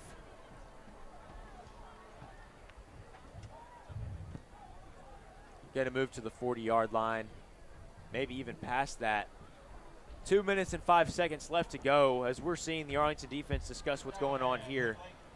Greg Salley and this defense has done a fantastic job so far in this game. If the Arlington offense can stay on the field for as long as possible, we can see that defense do even better. They made it past the 40-yard line. So now they need to get past that blue and white striped line. The Arlington offense at the 43-yard line, looking to get in Mustang field position. That is definitely necessary if any points want to go on the board. Even in that game against Germantown, they had 3. I believe 2 minutes and 5 seconds is nothing. They got it. Buchanan with one running back, 4 wide receivers. Buchanan looks like he's going to pass. Good job getting that out. He was rushed by 3 Mustang defenders. That could have been really bad if he had held onto that ball back to the 34-yard line, but Grant Buchanan smartly gets it out of the pocket. We can see him developing during the game. We talked about it earlier, how they need to get the ball out a little earlier, and they did. They got it out, avoided the sack.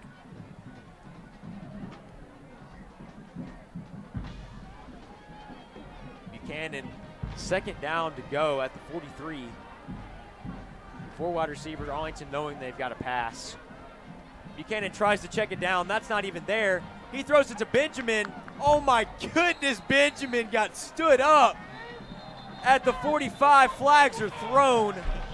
They are fired up after that play because a Mustang defender just leveled Drew Benjamin, number 8, Ben Killebrew. It might be unnecessary roughness on the defense here. We'll see. And Benjamin was laid out on that play. And he is a big boy. By no means is he easy to tackle. And a good play for the Mustangs results in a penalty. That probably sounds like a broken record at this point. The Houston Mustangs defense puts Arlington past the 50-yard line 50 into Mustang field position. Welcome to the land down under. And I didn't even know where his helmet was on that play. Was asking under where, but it was under there. Under the defense of Houston. You're saying stuff as they will get back inside the 40-yard line. This is professional, Jake. Come on. We're talking about Arlington. When someone gets a dare, you've got to deliver, especially if it's for cash. What? Maybe some under-the-table deals going on. As Arlington will have the ball at the 40-yard line, moving down the field. And we've got to mention this. This is senior night for the Arlington Tigers football team, but this is also senior night for me and Brent. The last football game we will ever commentate at the high school level. Hopefully some past that, but we'll see what happens there. But you've got to have a mix of fun, a mix of seriousness, and right now we're doing all of it. I don't know if I want to be your partner if you're taking under-the-table deals. Arlington High School does not support the addition of gambling into their broadcasting service. Neither does the state of Tennessee. So, well, every single ESPN broadcast has FanDuel on their commercials. We do so not. If we're trying to go pro, you've got to do that. Buchanan throws to McCarter and hits him in the hands. That's going to be incomplete. Buchanan hit hard on that play as well. Oh, my goodness. That was right in the hands of McCarter. A dime, though, by Buchanan. A good pass by Buchanan. It's only 2nd and 10, though, so there is still an opportunity for Arlington to get some points on the board, and 1 minute and 44 seconds left is a lot of time. Definitely a lot of time to do so as we are getting close to the end of this first half. And the drive of the half so far of this game has to be that Houston first possession. not showing great offensive ability, yet 3 plays got him in the end zone.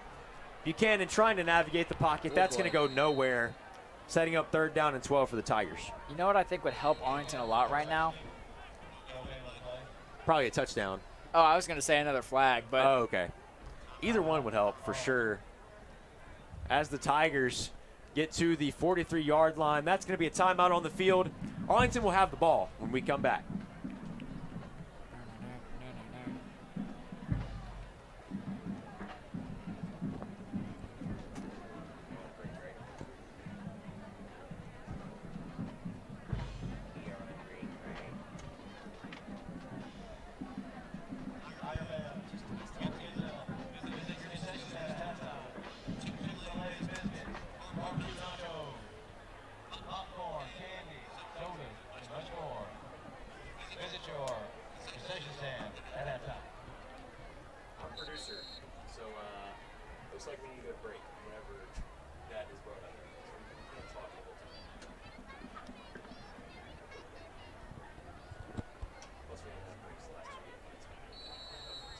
It's 3rd and 13 for the Arlington Tigers here, trying to get some points on the board here with 1:34 to go. Buchanan looking to run here, gets to the outside. Oh, He's boy. brought down. Mentioned it in that Whitehaven game. He just pulled a Travis Kelsey on Grant Buchanan. What a tackle there by Ben Killebrew, the same guy who leveled Drew Benjamin. You're talking about underwear, but he's going to go back and sit on the sideline. Yes, he is. 4th down and 10. Will Arlington go for it in Mustang territory? I think they will. Or will they elect to punt? If you're Coach Miller, honestly, I would elect to punt here. The Mustang offense, when given a lot of space, have shown that they can move down the field at a fast pace. We'll see what happens here. A minute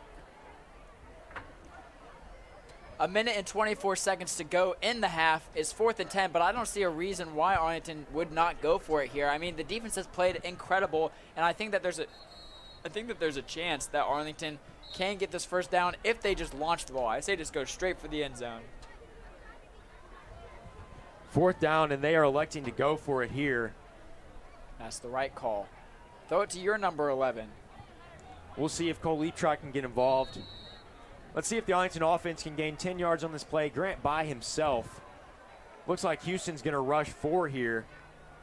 He's going to come around that left side. Buchanan, oh my goodness, yet again, Killebrew going to tackle him at the 50-yard line. His 3rd huge hit on the night, and the speed he had on the edge there looked like a college athlete. And Killebrew about killed a dude when he took Grant Buchanan down. Man, did he fall fast. Buchanan there, we know that he's got some track level speed, yet when Killebrew comes around that edge so fast, it is hard to do anything if you're a quarterback. Yeah, Grant Buchanan sure does have that speed, but unable to escape the claws of the Houston team. Mustangs run the ball here with Cisa. Oh my goodness, did the ball come out? Did the ball come out? Where's the ball? Okay, he's got it. They're in tempo. They're hurrying here. Great job by Cisa getting that ball back. Yeah, that was wild. Could have been another mistake for the Mustangs. Day back to pass. Looks left immediately.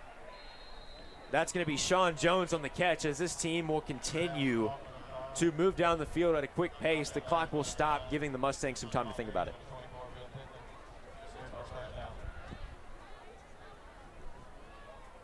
This Tigers defense really just needs a break.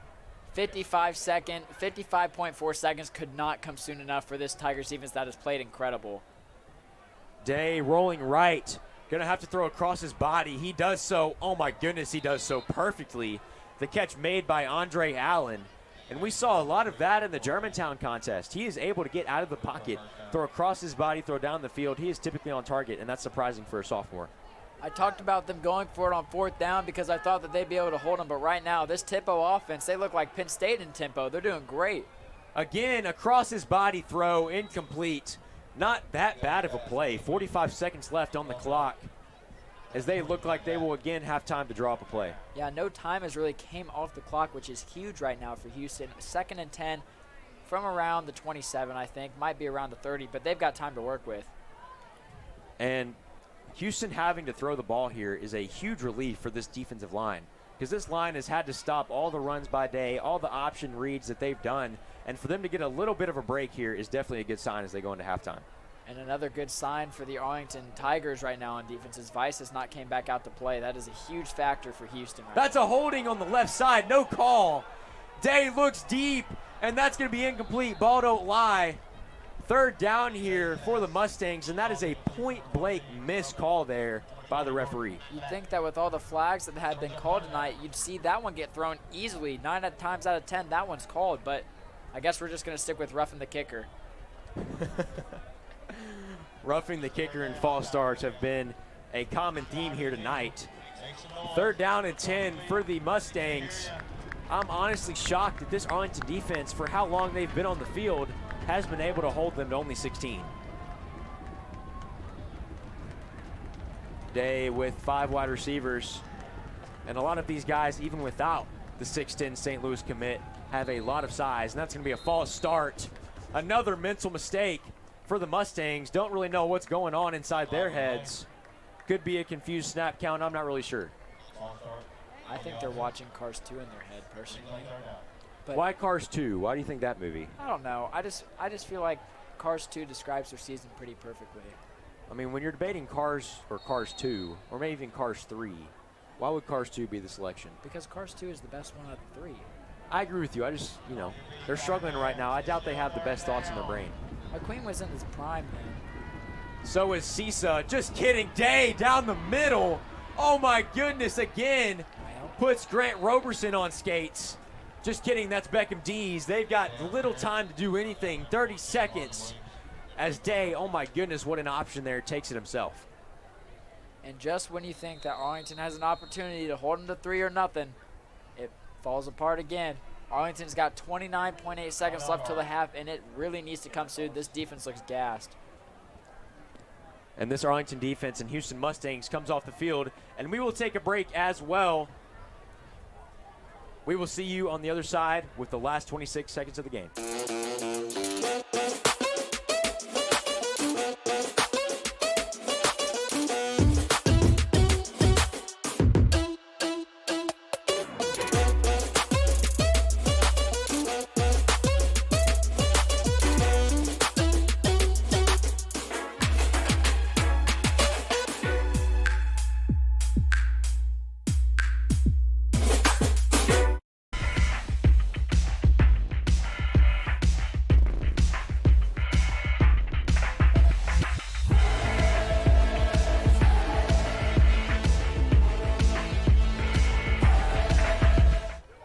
Mustangs come back on the field.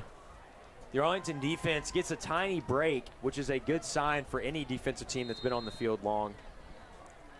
We'll see what happens here. 1st and 10. The clock is running. They don't know that. The clock is running because of a run play. Looked like it stopped. Don't know if that was a miscommunication from the refs or the scoreboard. We'll see what's happened here. Looks like it may have been a scoreboard malfunction, as they will put back 26 seconds left on the clock. A timeout stops the clock automatically. The clock should never run after a timeout. But hey, everybody makes mistakes. It's all good.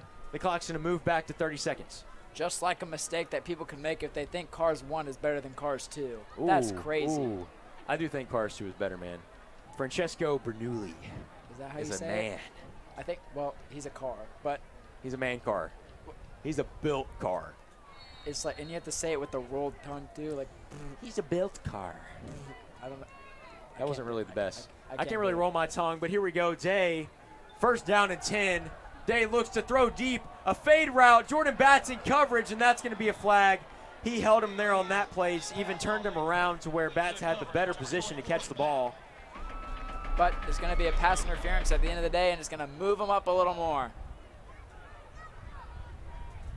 We'll see what happens, but it looks like it's going to be a penalty on Batts, who is typically a well-seasoned player on the defensive side, but he has been at the outside linebacker position, but it looks like Arlington moving him to a secondary position. He hasn't played that in a little bit.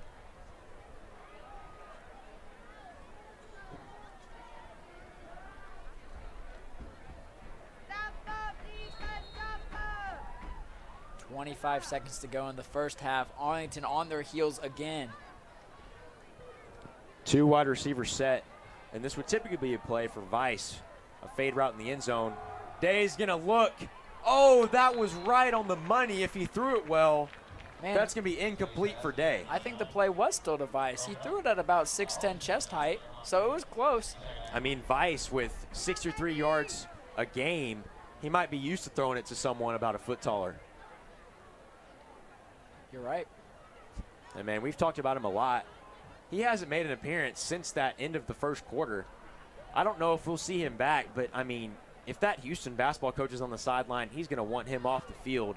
Basketball season coming up quick, and if you have an ankle injury at that size, it's going to hurt you for a little bit. Cisa in motion. It's going to be a option read today. That's going to be a touchdown. Day yet again getting in the end zone. The second time on the night for him.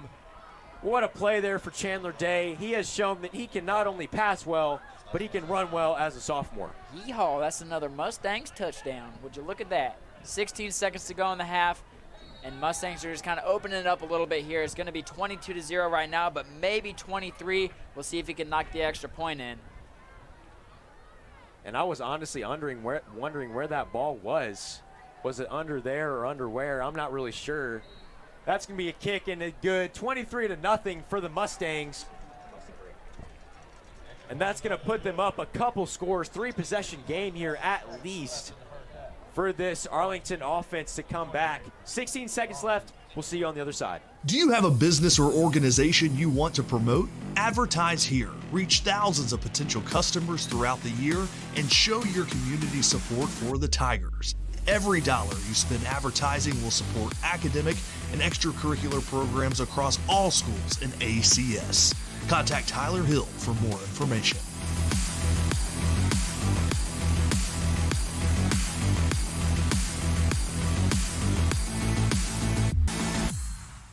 Sorry about that. No, I've been staying at my dad's place because of everything. Where are we going? Navigating these times can be tough, but while you care for your loved one, you also need to care for yourself. Go to aarp.org/caregiving for free mental health and self. The Mustangs back to kick. The only hope for Arlington to get on the board in this half is going to be a special teams play. Looks like Hare will return this one. And this team is special. Hare is going to get to the outside a little bit, getting through a bunch of players with a lot of momentum. He's going to be down to 27. 10 seconds left, and we'll see what they do here, but I would not be surprised if this Tigers offense just took a knee. I would let the cannon loose. I think that we need to see that arm get stretched out, throw for a long 50-yarder, see if we can knock on the door in the end zone. Well, unfortunately, it would be a 75-yard bomb for a Hail Mary. He can run 25.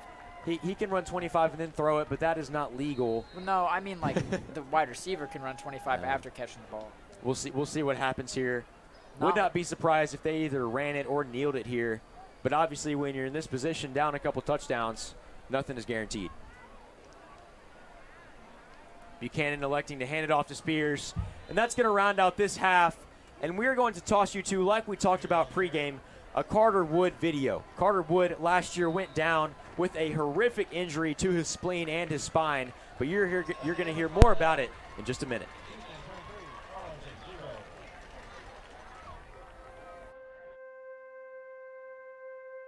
All right, so it was like the second drive of the Houston game, and the quarterback was scrambling and he was getting tackled, and I was coming in to just finish the hit. Honestly, it just looked like a regular football play.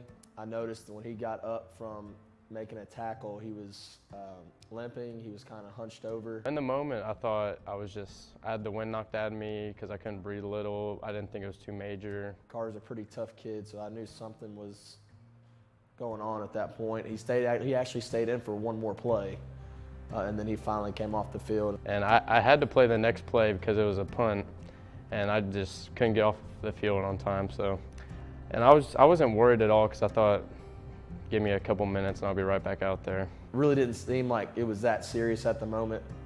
But so from my perspective, this was like a regular football play until we found out exactly what was going on. So I wasn't worried, and then Miss Lori wanted to call the ambulance and got a little worried. Once we saw the ambulance come over to, pick him up, at that time football was not a factor at all. It's all about his safety and making sure that, he gets in the right, medical professional's hands to make sure he's good to go for whatever treatment that he would need at that time. We believe that his knee or cleat got right under my ribs, and it lacerated my spleen and my liver and broke a vertebrae in my back.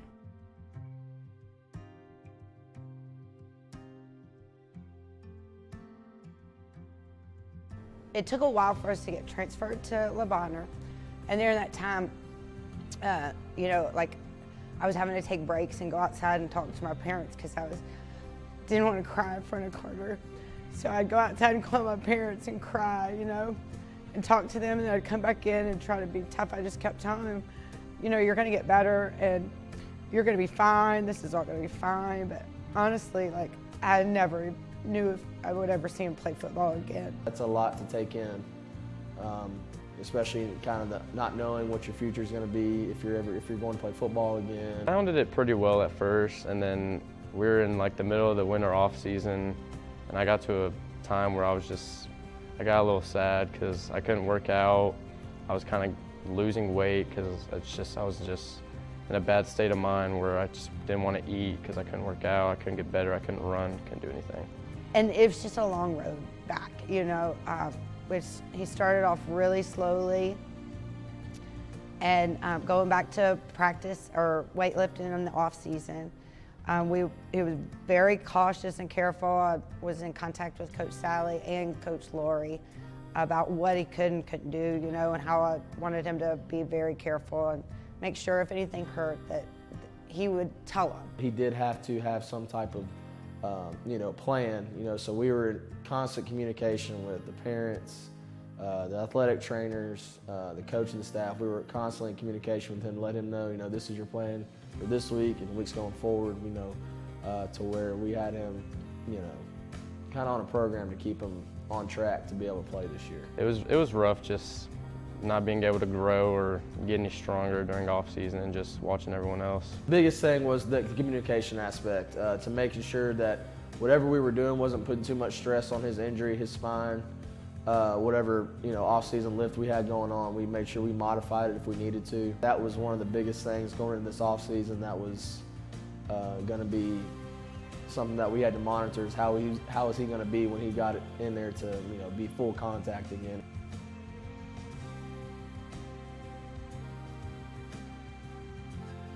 A little nervous, first time like in a real game situation since the incident, but I was just really blessed because, that injury could have been way worse than it was, but I was lucky to be back out there.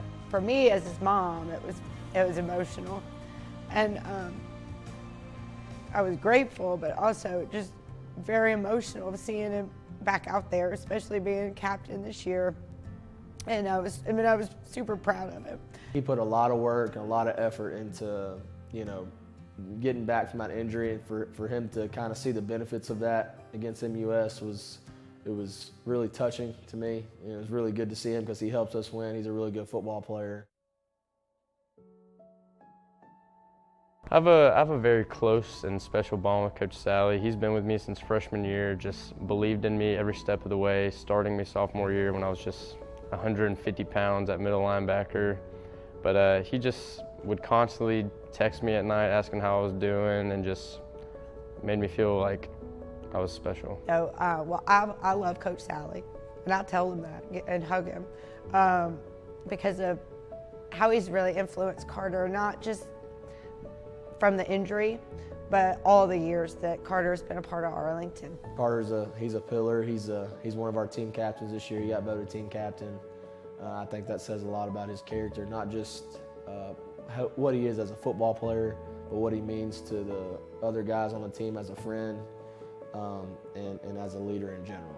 I just want to thank all my coaches for just always being there with me during the healing process, and then when I was able to practice again, always checking up on me and just really making me feel special and important to the team. I've seen him mature just because, anytime you go through a injury like that, where you're just kind of unsure, you start doubting a few things. You start, questioning yourself.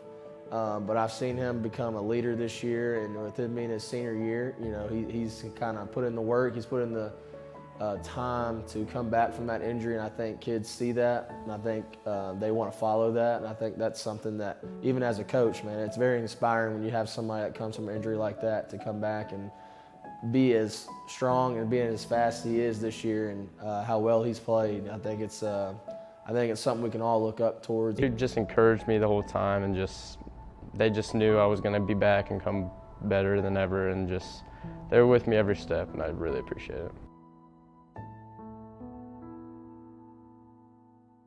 It's here, at Arlington Community Schools, where we thrive on creativity. We take the scattered pieces to build something great. We work together to challenge ourselves and each other, defining who we are and who we want to be. We rely on technology to learn where we came from, to see where we're going. We adapt because we know there's a world of opportunity for all. We thrive under pressure to make our future great. We are Arlington. Think, create, achieve. My graduation was something I will never forget. People like you and me sometimes may have doubts in yourself, but I feel that everything's possible. Find free adult education classes near you at Finish.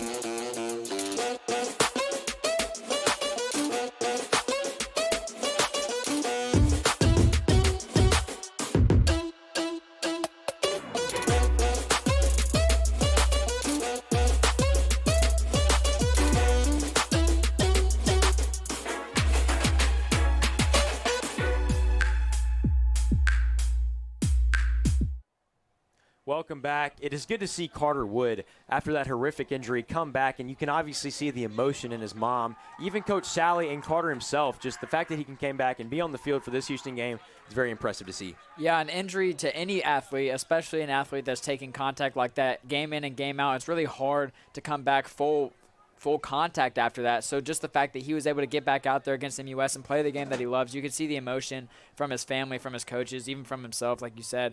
That just really meant a lot to him to be back out there, and we're glad to see him. And Sally even said, Craig Sally, that this is maybe the best linebacker he's ever coached. And to not have the end of that junior season and for him to be this strong, especially as we end the tail end of this year, it's very impressive for a guy who maybe played college ball, maybe not. I really hope that he does after this.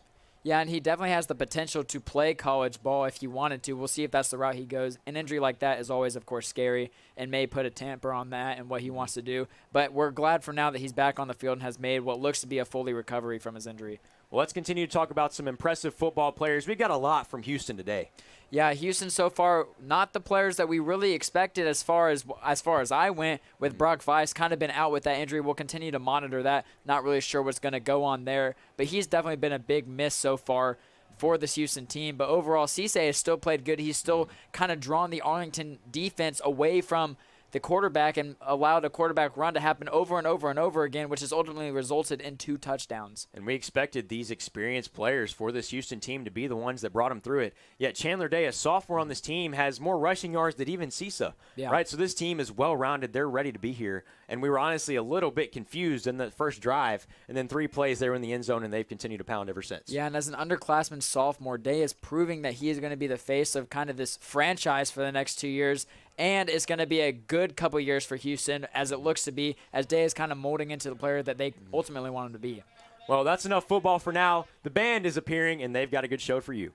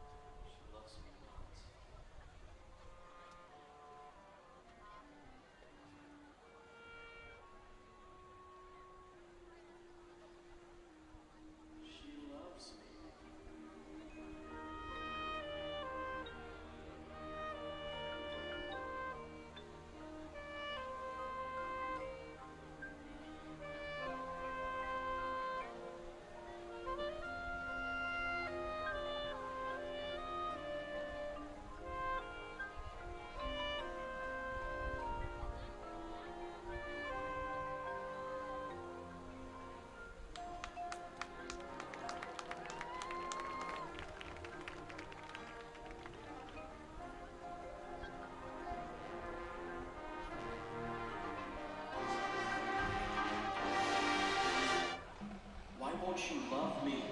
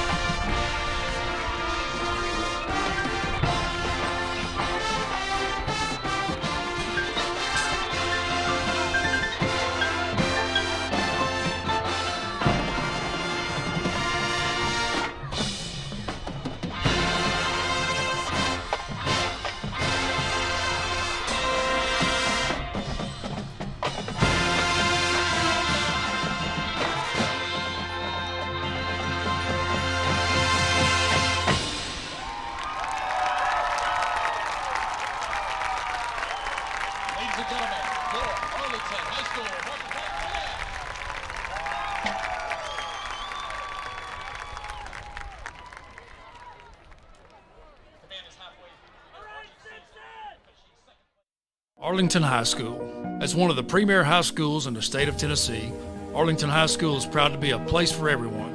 Whether it be an academic focus with more than 60 honors, AP, and dual enrollment courses, an exploration into the outstanding career and technology programs, becoming a playmaker in a top competitive sports program, or excelling in the second-to-none PAVE Fine Arts Academy.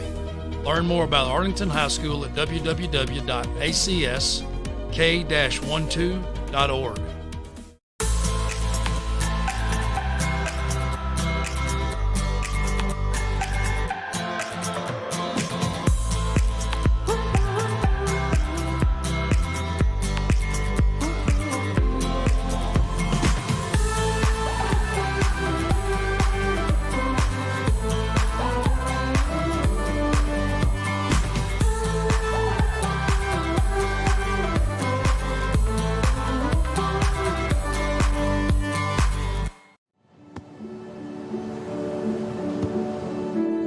I don't remember how it started. Go to that. Our back and forth. It always came back.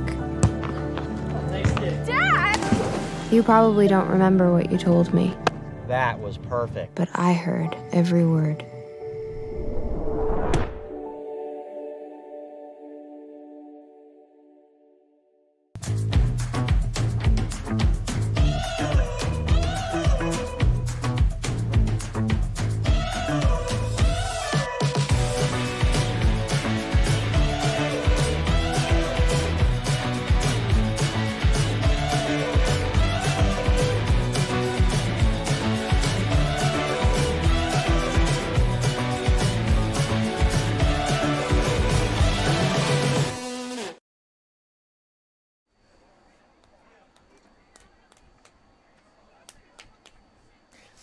And we are back with action at Arlington High School in Arlington, Tennessee under the Friday night lights on senior night. This is going to be a fun second half. Houston up 23-0 though. Yeah, they are up 23-0, and I don't know what we can reiterate a little more than what we have already said, but Arlington has played good defense overall. They are really tired. They were really tired at the end of the first half. They spent the majority of their time on defense, which is something that really needs to be cleaned up. The offense really needs to get going. And this is not something the Tigers are used to. We talked a lot about in the pregame show that Arlington is used to close and tight contests at halftime. Yeah. So we'll see maybe they know clearly exactly what they want to change now that they go back in the second half down a big deficit. So I could definitely see that. And this is Arlington's one final hurrah, I guess you could say. If this goes down and the score keeps going how it is, there's no more chance at playoff football for these seniors. And I know they want to give all they have to make sure they left it all out there on the field. Yeah, definitely. And, I mean, just to reiterate what I said, I mean, when you look at this, at that Germantown game, it was, 7-0 at halftime? Mm-hmm. I mean, close contests like this, it's really hard to discern exactly what the problem is at halftime if it's such a close game. You know, okay, the offense has to do better, but the defense is fine. Now they can focus on the offense but also the defense because both sides are really not doing their job right now. We're going to see if Arlington has a little juice left in them here as they hope to get back in this game in the second half. But if not, what has Houston done well? I mean, what has Houston done well? I believe everything on the offensive end right now. I mean, we continue to say it. The first 3 plays, we were like, oh, my goodness, who is Houston? And then they come out and they run 3 plays in a row and get 80 yards down the field. And even then, this is something that we did not know prior to the contest is that Chandler Day is a dual-threat quarterback. We talk a lot about, at least on the podcast, I talk a lot about Josh Allen. Typically, people look at Lamar Jackson as the best dual-threat quarterback in the league. I am 100% set on it being Josh Allen because maybe he's not the fastest, maybe he's not the quickest, but he is the biggest and the strongest, and he can run through anybody if you want him to. Yeah, and I think something else that's important that you said they did everything right. Well, they've been a little antsy, I feel like. Lots of penalties called on false starts. Very, very antsy on the line. Very handsy as well. And also, for some reason, 4 roughing the kicker calls have been called. I've never seen that happen so many times in my life, which is crazy. But the refs are throwing the flag every time that something happens, which in some ways is good, but in others, just let them play maybe. I mean, can you think about how bad this lead would be if there were no penalties in the first half for Houston?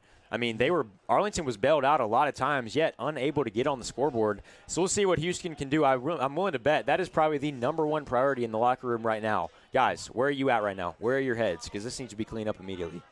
Yeah, and I think that Tommy Miller is going to do a good job of trying to make sure their headspace is cleared. He has been a very successful head coach in his first season. Even if the record is kind of wavering a little bit, it is definitely an improvement from last year, and that is the goal, to improve on last season, even if you have a good season. So far, Tommy Miller looks to be the head coach for a couple years down the line. A statement comeback win against Houston, the 6-2 team who will go on to maybe compete at state this year, would be a very solid win for this team. It absolutely would be, and you got to think about the possibilities of this Arlington team coming into the season. You had Gabriel Torres and Carter McKay, arguably your best offensive players coming back. With the absence of John Davis, those were guys you were looking at to be the most involved in the offensive end. And not having them, obviously, fantastic reasons why they chose to step away. But you've got to think about the possibilities. If they were still here for Coach Miller, it'd be probably a lot better of a game right now. But, I mean, ultimately, at the end of the day, those two probably were their best 2 offensive weapons overall.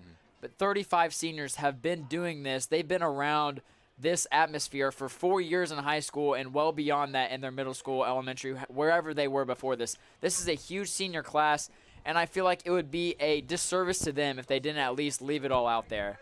Yeah, absolutely. We'll see which of these Arlington Tigers can step up in this second half, where we will see you next.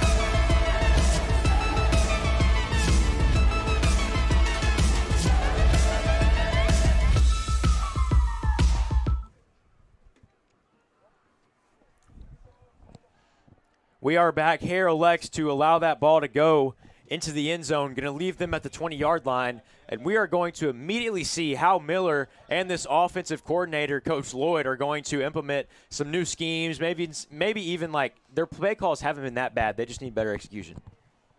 Yeah, and we'll see, like we've mentioned a lot, the juice. Is there any juice left in this Arlington Tigers team? Do they have one final, I guess, hoorah left in them to see if they can kind of all rally together and get this huge monumental win? And it looks like Drew Benjamin is going to try to lead him to that. Benjamin taking the place of Buchanan early this game.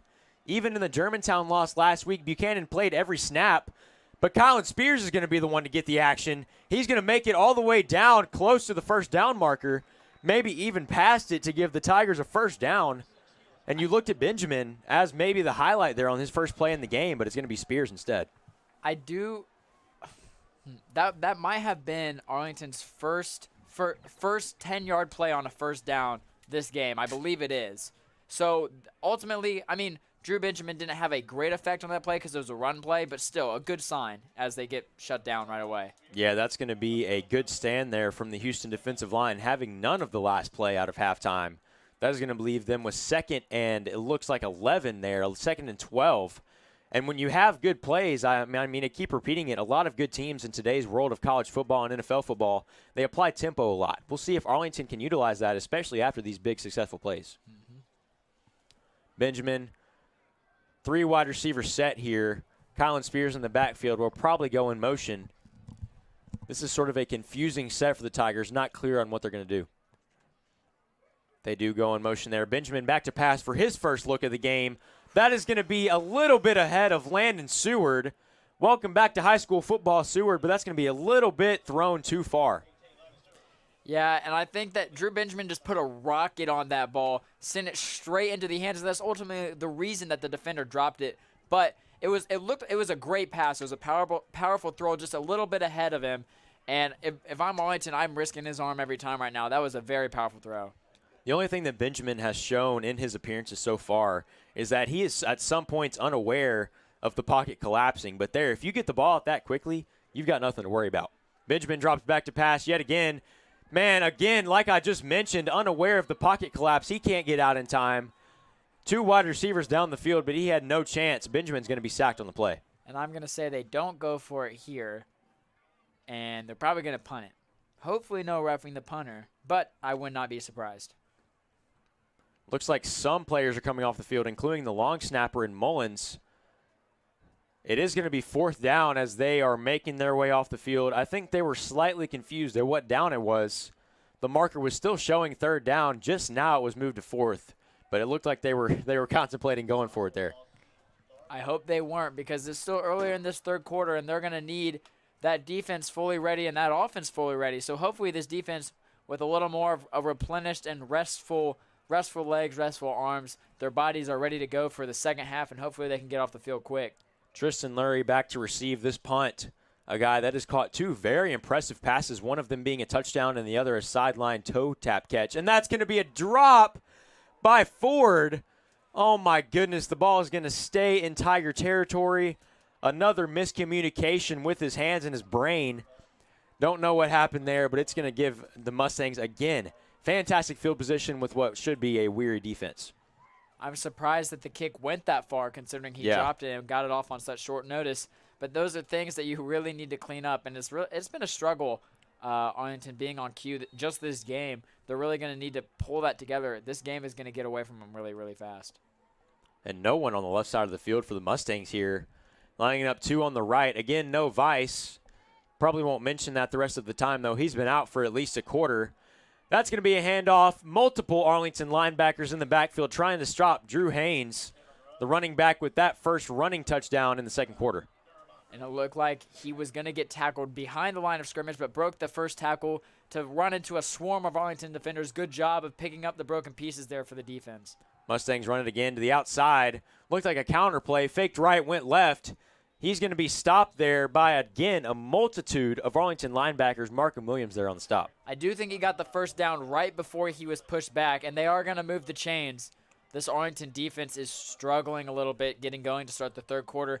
They just really need to hang in there, hopefully get off the field, and trust that this Arlington offense is finally going to get something going. Day has not elected to put it in his own hands so far this half. We'll see if they try to do so, but they do not on this play. 5-yard gain for the running back.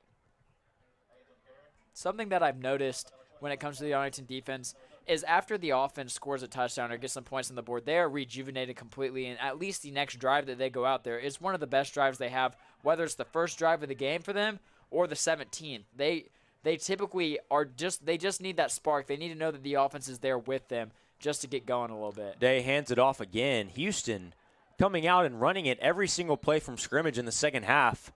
Obviously, they've seen the fatigue that this Arlington defensive line has had so far in this game, and they're going to attack it with tempo and repetitiveness. Third and very short. Day hands it off again. Arlington is all over it. Did they get enough for it? I doubt it. Looked like they got back to the line of scrimmage, but that's it. And it looks like they are going to kick the field goal, most likely. Going to put them, if they kick it through, at 26-0.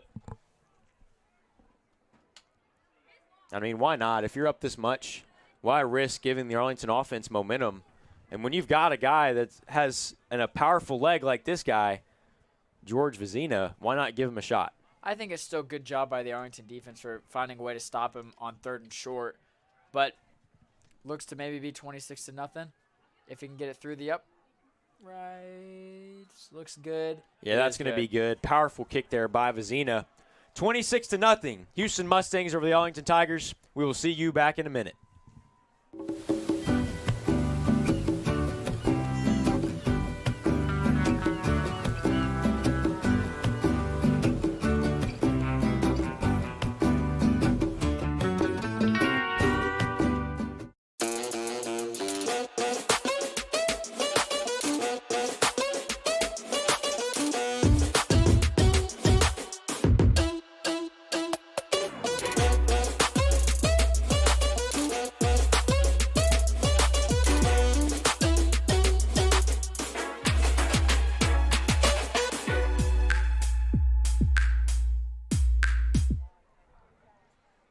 AHS Tiger Life coverage of the Arlington vs. Houston football game is brought to you in part by ACS. Arlington High School is proud to offer something different for every student, whether it be an academic focus on honors, AP, and dual enrollment courses, or an exploration in the outstanding career and technology programs, as well as being a playmaker in a top sports program, or even the remarkable PAVE Fine Arts Academy.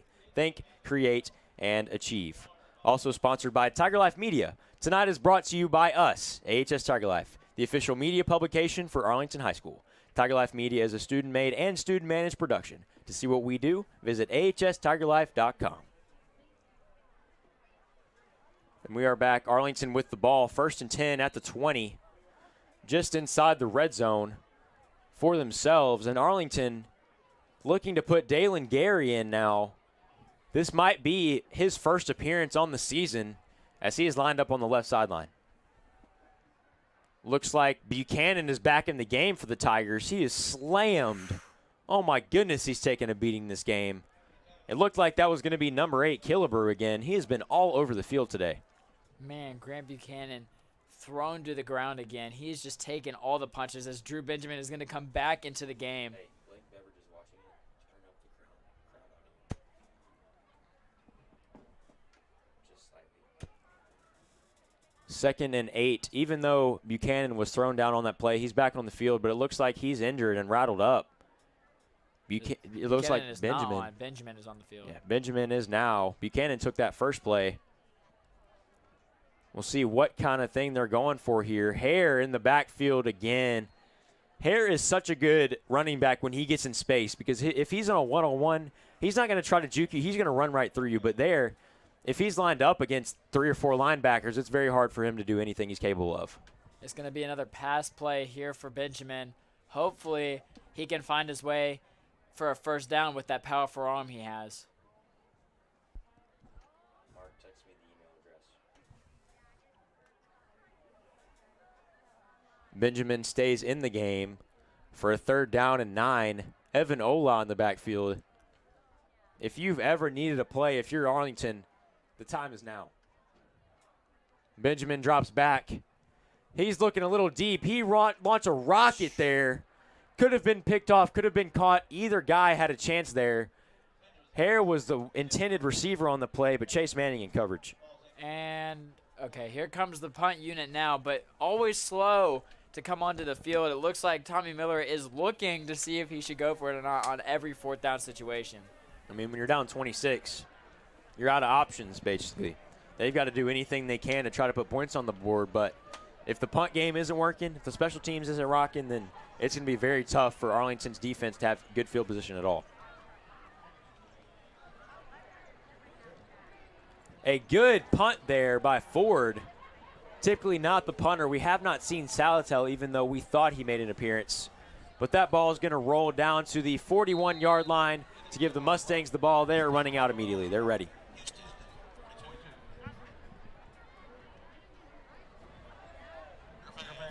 And if you're the Tiger defense here, I mean, you had practically 2 minutes off the field just now, and they are again back on the field. I know how much Craig Sally loves to correct things and loves to get everybody hyped, but there comes a point where if your offense doesn't do anything, your defense is not going to be able to do what they're capable of, like we've seen in big games against Germantown and Whitehaven. And we talked about Arlington giving their all out on the field here tonight. This defense has given all they can right now. They might be down 26-0, but that is not a representation of how well this defense have played. If this offense had put together some drives where they were going 5-6 minutes, getting towards the end zone, maybe scoring some points, it would bring a lot more energy to this defense and a lot more restful defense. They are coming onto the field every couple minutes, and it is not good for them, and they're just worn down. But they've given everything they have. Valiant effort there by Hare, who has been involved in probably 50% of the target share, and he continues to make play on the defensive side as well. And that's going to be a run. He's got all the room in the world. Going to get down to the 40-yard line again. The running backs for this team have been swapped in and out over and over again, but Drew Haynes has solidified himself as the running back one right now. And why not try other running backs when anybody they put in the game works? Nobody can really stop what's going on in the play. So why not just throw in a bunch of people, see what works, what doesn't work? There you go, especially if you got bigger games coming up. No offense, but being 5-1 virtually after this game is a huge mark in a very difficult region. Another screen pass. If Garlock settles right there, he could have had an opportunity at interception. Obviously, he did his job, but a poor miscommunication there from Lurie almost led to an interception. And this Houston team is going to go far. I don't see them stopping at district or anything like that. We'll see them when it comes to state championship time. Maybe not in the championship game, but they will be over there competing for the tournament. I mean, they were top 7 preseason. I mean, this team, without those 2 close losses to I think it was to Germantown especially, I mean, this team would be very fantastic. Another run there. The same dude is going to get more yards again on the play. It's going to take 8 Arlington linebackers there to take him down. Oh, my goodness, man. Haynes is showing why he deserves to be in this game. Ceasa's not even in the game right now. But when you look at Houston and you see them without Vice, how appealing are they, knowing that they probably have one of the tallest wide receivers probably in the country on their team? There's not many 6'10" wide receivers that line up on the line of scrimmage. So how appealing are they without them, though, going into a state tournament? Yeah, and you've got this Arlington defense runs a 3-man front, drops 8 in coverage with 4 linebackers there, 3 outside, 1 middle. And when you think about this defense, it typically can be successful against high, option offenses or high pass offenses. But this team is showing that they're going to run the ball down the Tigers' throat. And obviously only rushing 3 almost every single play. That's really hurting the Tigers right now. I think showing a little more blitz, especially with your big receiver out, is very important, something that, like Jake mentioned, Tigers have not done. I mean, they're going to run the ball every play, as Cisa does again, getting the first down on the play. I mean, this offense is just showing that they're going to run the ball down the throat. Honestly, if I were the coach, which obviously I have no experience compared to Miller, but if you're going to run the ball every single time, stick him one-on-one in coverage. Try to load as many people into the box as possible to stop that run game.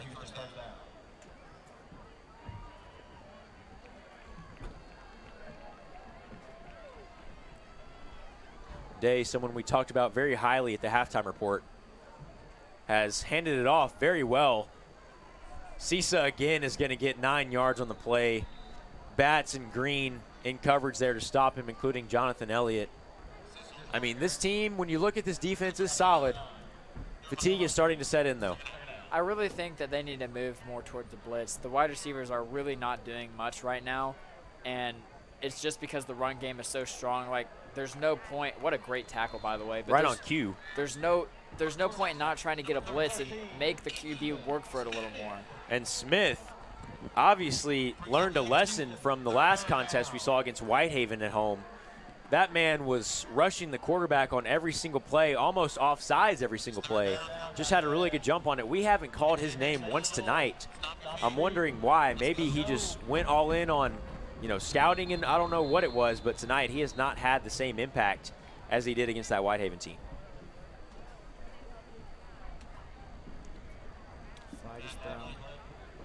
Looks like it's going to be an offsides.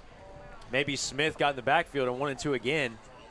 I don't know what happened there, but you've got to get a lot of credit to this offensive line. You're seeing right now in this shot, they are huge. Yeah. Compared to this Arlington defensive line who is fatigued, I mean, you were already outmatched size-wise. This team is huge, and it is very, very realistic why they were ranked in the top 10 preseason. And that's an issue that Arlington has faced multiple times when it comes to this season. They're just outsized, which is not something that you can really control. You have to play to your strengths and play to the size that you are, and always try to play a little bigger, but it's hard when you're clearly outsized. They choose to throw. Day's trying to make up his mind. He's got a receiver in the back of the end zone. Was it dropped or caught? It was caught. What a throw and a dime by Day. Going to put them at 32 points on the night, only in the third quarter. Tristan Lurie again with his second touchdown. And good awareness by Day. He looked right, didn't see any options, tried to run it, and then saw that guy in the back of the end zone. What a throw by Day. In the absence of Vice, who no longer has his helmet, but we can see him on the sideline, Lurie has been incredible. 2 touchdowns for his name on the night, and Houston is rolling right along without their biggest receiver in multiple ways on the field, but hopefully he will be back and healthy soon. Ethan Smith with a block. I guess he didn't know he could run it back for a point or two. Maybe that's different in high school, who knows. But Smith, right when we talk about him not getting in the backfield, he makes 2 ginormous plays. Smith with the block, PIT, but, 32-0. That's a long hole to claw yourself out of, hopefully. Well, the second missed PAT leads us into our next break. 2 minutes left in the third quarter. Play Eric Amarola's race day mix.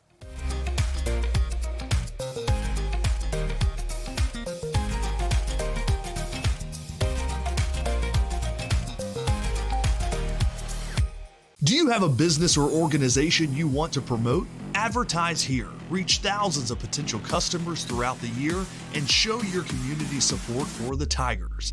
Every dollar you spend advertising will support academic and extracurricular programs across all schools in ACS. Contact Tyler Hill for more information.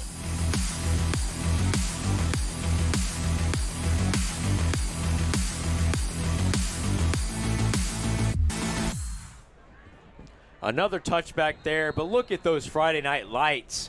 Not only on the field, but out in the neighborhood. That is a beautiful sight. Unlike this scoreboard, man, this is a slaughter right now, a bloodbath in favor of the Houston Mustangs to come in on senior night and virtually just beat down this Arlington team. Obviously, anything can happen. Miracles are possible. But, man, it is looking like it might be out of the Tigers' reach even at this point.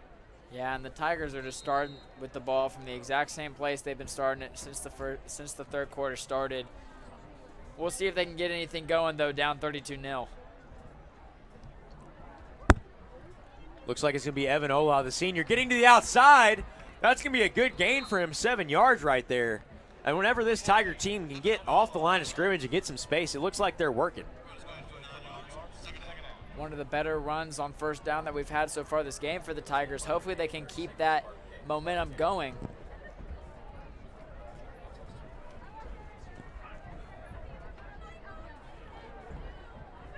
Grant Buchanan back in this game. Arlington electing to swap quarterbacks in and out as we go.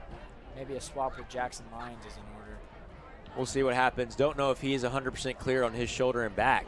Buchanan gets past the line of scrimmage. makes a move there. It's going to be brought down by 35, Chico Williams. So that's going to be it from the booth for the third quarter. Now let's go down to the sideline with Carter McKay.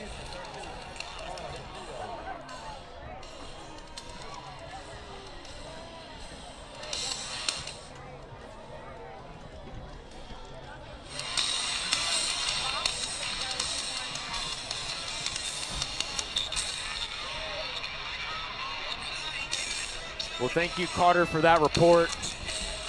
We know you brought us something great, but we will bring you some more great action from the Arlington football field in 30 seconds.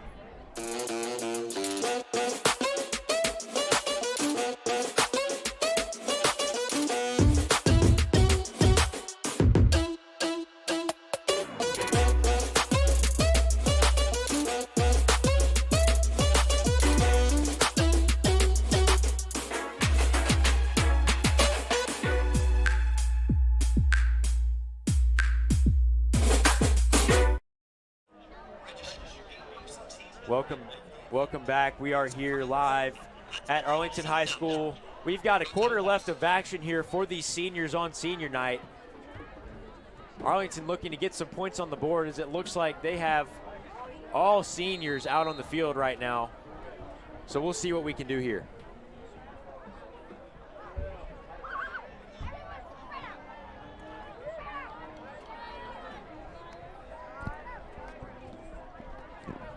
In motion is going to be Jackson Hare. He's going to take it up the middle. He's going to be brought down again by Chico Williams, getting involved in all facets of this game. We may have said it once, but we're going to do it again because you can never get enough of Men in Hoodies. If you're an adamant sports fan, make sure to check out the Men in Hoodies show for all of your Arlington sports needs. If you really want to go deeper and you're still hungry for more, because we know you are, AHS Tiger Life hosts Brent Lyons and Jake Stoop alongside Tigers alum Roman Cleary take you on a deep dive every week through national sports news on the Men in Hoodies podcast, wherever you get your podcasts. And you definitely need to check out Men in Hoodies. We will have an episode of the podcast coming at some point this weekend. Just posted the Men in Hoodies show this past week, a couple days ago, where we interviewed Arlington volleyball players, Brittany Wells, and even Callan Perkins on their exceptional stories to get where they are today. Arlington with a lot of exceptional stories this season. Hopefully it does not end with a no-for for them, as it is 32-0 here for the Mustangs as Buchanan drops back to pass. Looked like he wanted to go deep to McCarter. He's going to roll left, and he's going to get swallowed. That looked rough. Is Buchanan up? Is he? I can't even see. Yes, he is. That looked rough right there. Dragged down like an Alex Smith play right there. That was scary. Buchanan up and walking up. Man, and you can see on your screen, Grant Buchanan not having the greatest nights for senior nights. Only 14 yards passing and 17 yards rushing. You really would like to see that stat a little higher, but ultimately getting points on the board is all that Arlington wants to do at this point. 3rd and 9 at the 37. This is where they've camped out for most of the night. Not utilizing some of those screen passes they could. They've got 3 on the right side, though. We'll see if they do that here.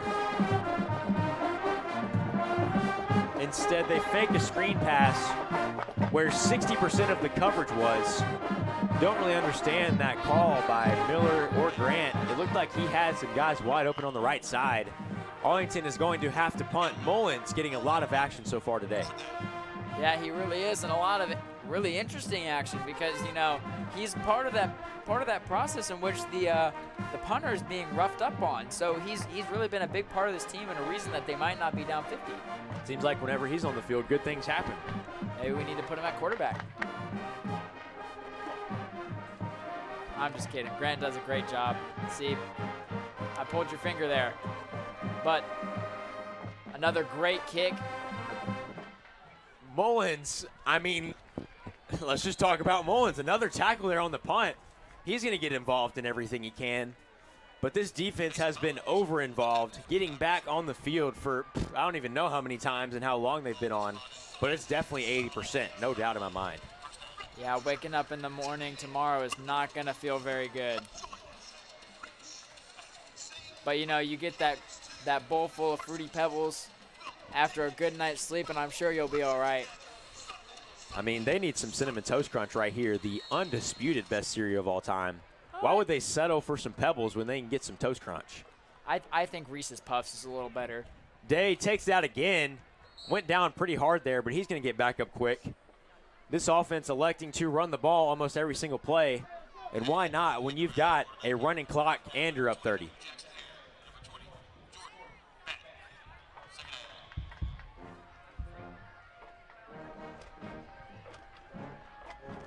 And Brent, I mean, for this Arlington offense right here and this Arlington defense, when you look forward to next year, I mean, you've got 35 seniors leaving this team. Obviously, this team is, can be fantastic at times, but when you look forward to next year, I hate to say it, but I don't know if the future is much brighter when you've got 35 seniors graduating. I mean, do you smell what I'm stepping in?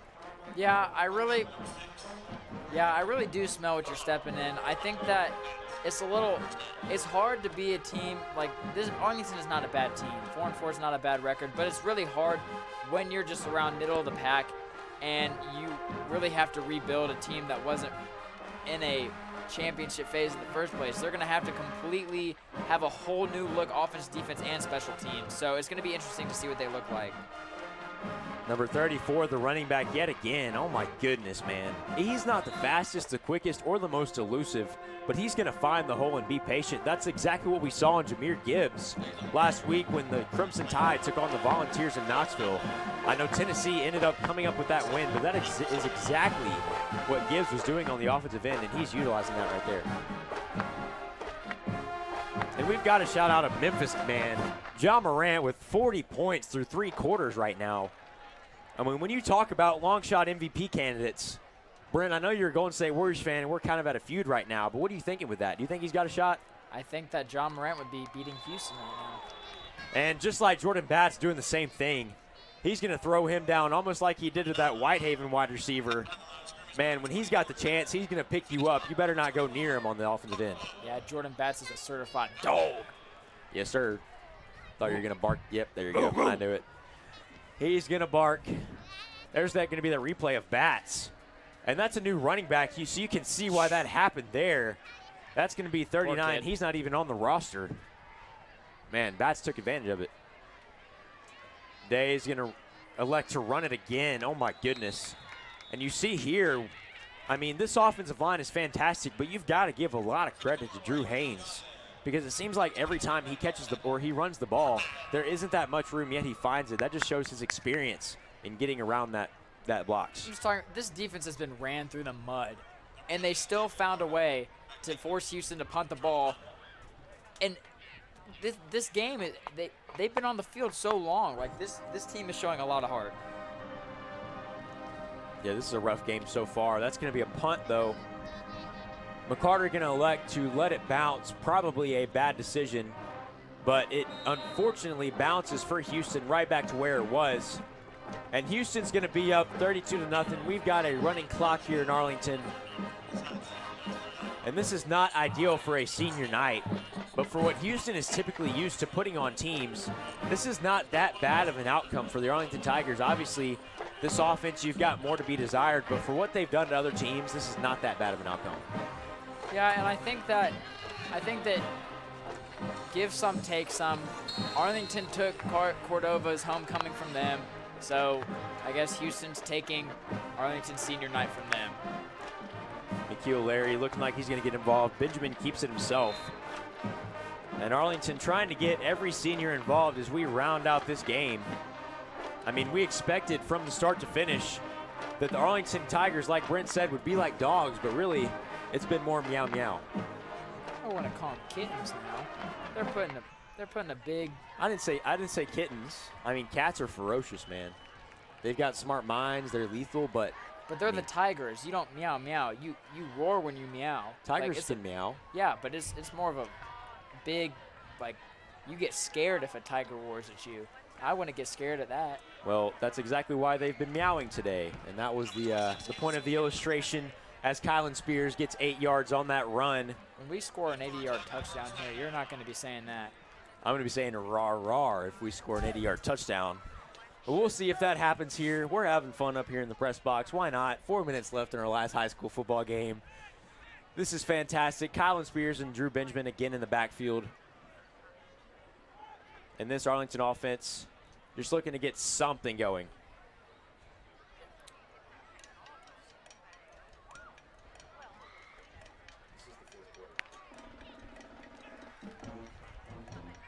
Oh, my That's going to be a pick there. Meow, oh, my meow. goodness. He's been in the backfield and in the secondary. Meow, meow. Chico Williams there on the pick six. Yeah. There's some action there for you, football fans. Chico Williams getting involved in every facet of tonight's game. He is definitely showing why he deserves to be here, and he gives Houston a lot of momentum going into next week. I take back the roar. All per two. Meow, meow. Sorry. There's going to be your replay. He eyed it the whole way. Tried to go for Seward in his first game back. That's going to be a pick six. Houston could be up 40 right now if they went for the two-point conversion. It's going to be 38-0, potentially 39. But they're scared of them Tigers roar. That's going to be a kick. Arlington not even moving. That is going to be sad. But we are going to toss you to break. We will see you with the remaining 2 minutes of this game. It's here at Arlington Community Schools, where we thrive on creativity. We take the scattered pieces To build something great. We work together to challenge ourselves. And each other, defining who we are and who we want to be. We rely on technology to learn where we came from. To see where we're going, we adapt. because we know there's a world of opportunity for all We thrive under pressure. to make our future great. We are Arlington. Think, create, Achieve. My graduation was something I will never forget. People like you and me sometimes may have doubts in yourself, but I feel that everything's possible. Find free adult education classes near you at Finish Your We are back. 140 and running here for the Houston Mustangs. And Brent, since we've got some time here, man, what has been like the most influential part and why you're so involved in this media program? Like, what is the biggest aspect of it for you? Wow. That got deep. You know we like deep stuff here. Got to go intentional if we can. Yeah, I wasn't expecting to come back from break onto that, but I guess to answer the question, I mean, and this was not scripted, but we have a great media program here, and it just the opportunities that we've been given to kind of come out here and do this kind of stuff, even if we are losing football games. Me and Jake, and last year me and Roman got to have a lot of fun doing this kind of stuff, and with Men in Hoodies, we've been given great opportunities to do that. So I guess the influence has been more on, I guess, the program as itself. I was thinking you were going to say Roman. That would be my answer. Yeah, but I thought we'd be on the same page there. I don't want to spoil the show. Oh yeah, check out Men in Hoodies and This is Arlington next week or the week after. We will be premiering Roman coming back and joining us on the set in a skit. It's going to be a good time. It is. Jake, what's your most influential? I would have to say Roman as a person, but overall, I just think hard work means a lot. Yeah. If you work hard in this industry, you're going to make it. And you see, here with me and Brent, any younger guys looking to do what we do out there, work hard, and you're going to be given the opportunities that you want. Yeah. And it has been awesome to do this. Clock's going to run out on senior night and ultimately on our time in the press box, but it has been a pleasure. It's been awesome. It's been awesome. We're thankful for all the times that we've gotten the opportunity to do this.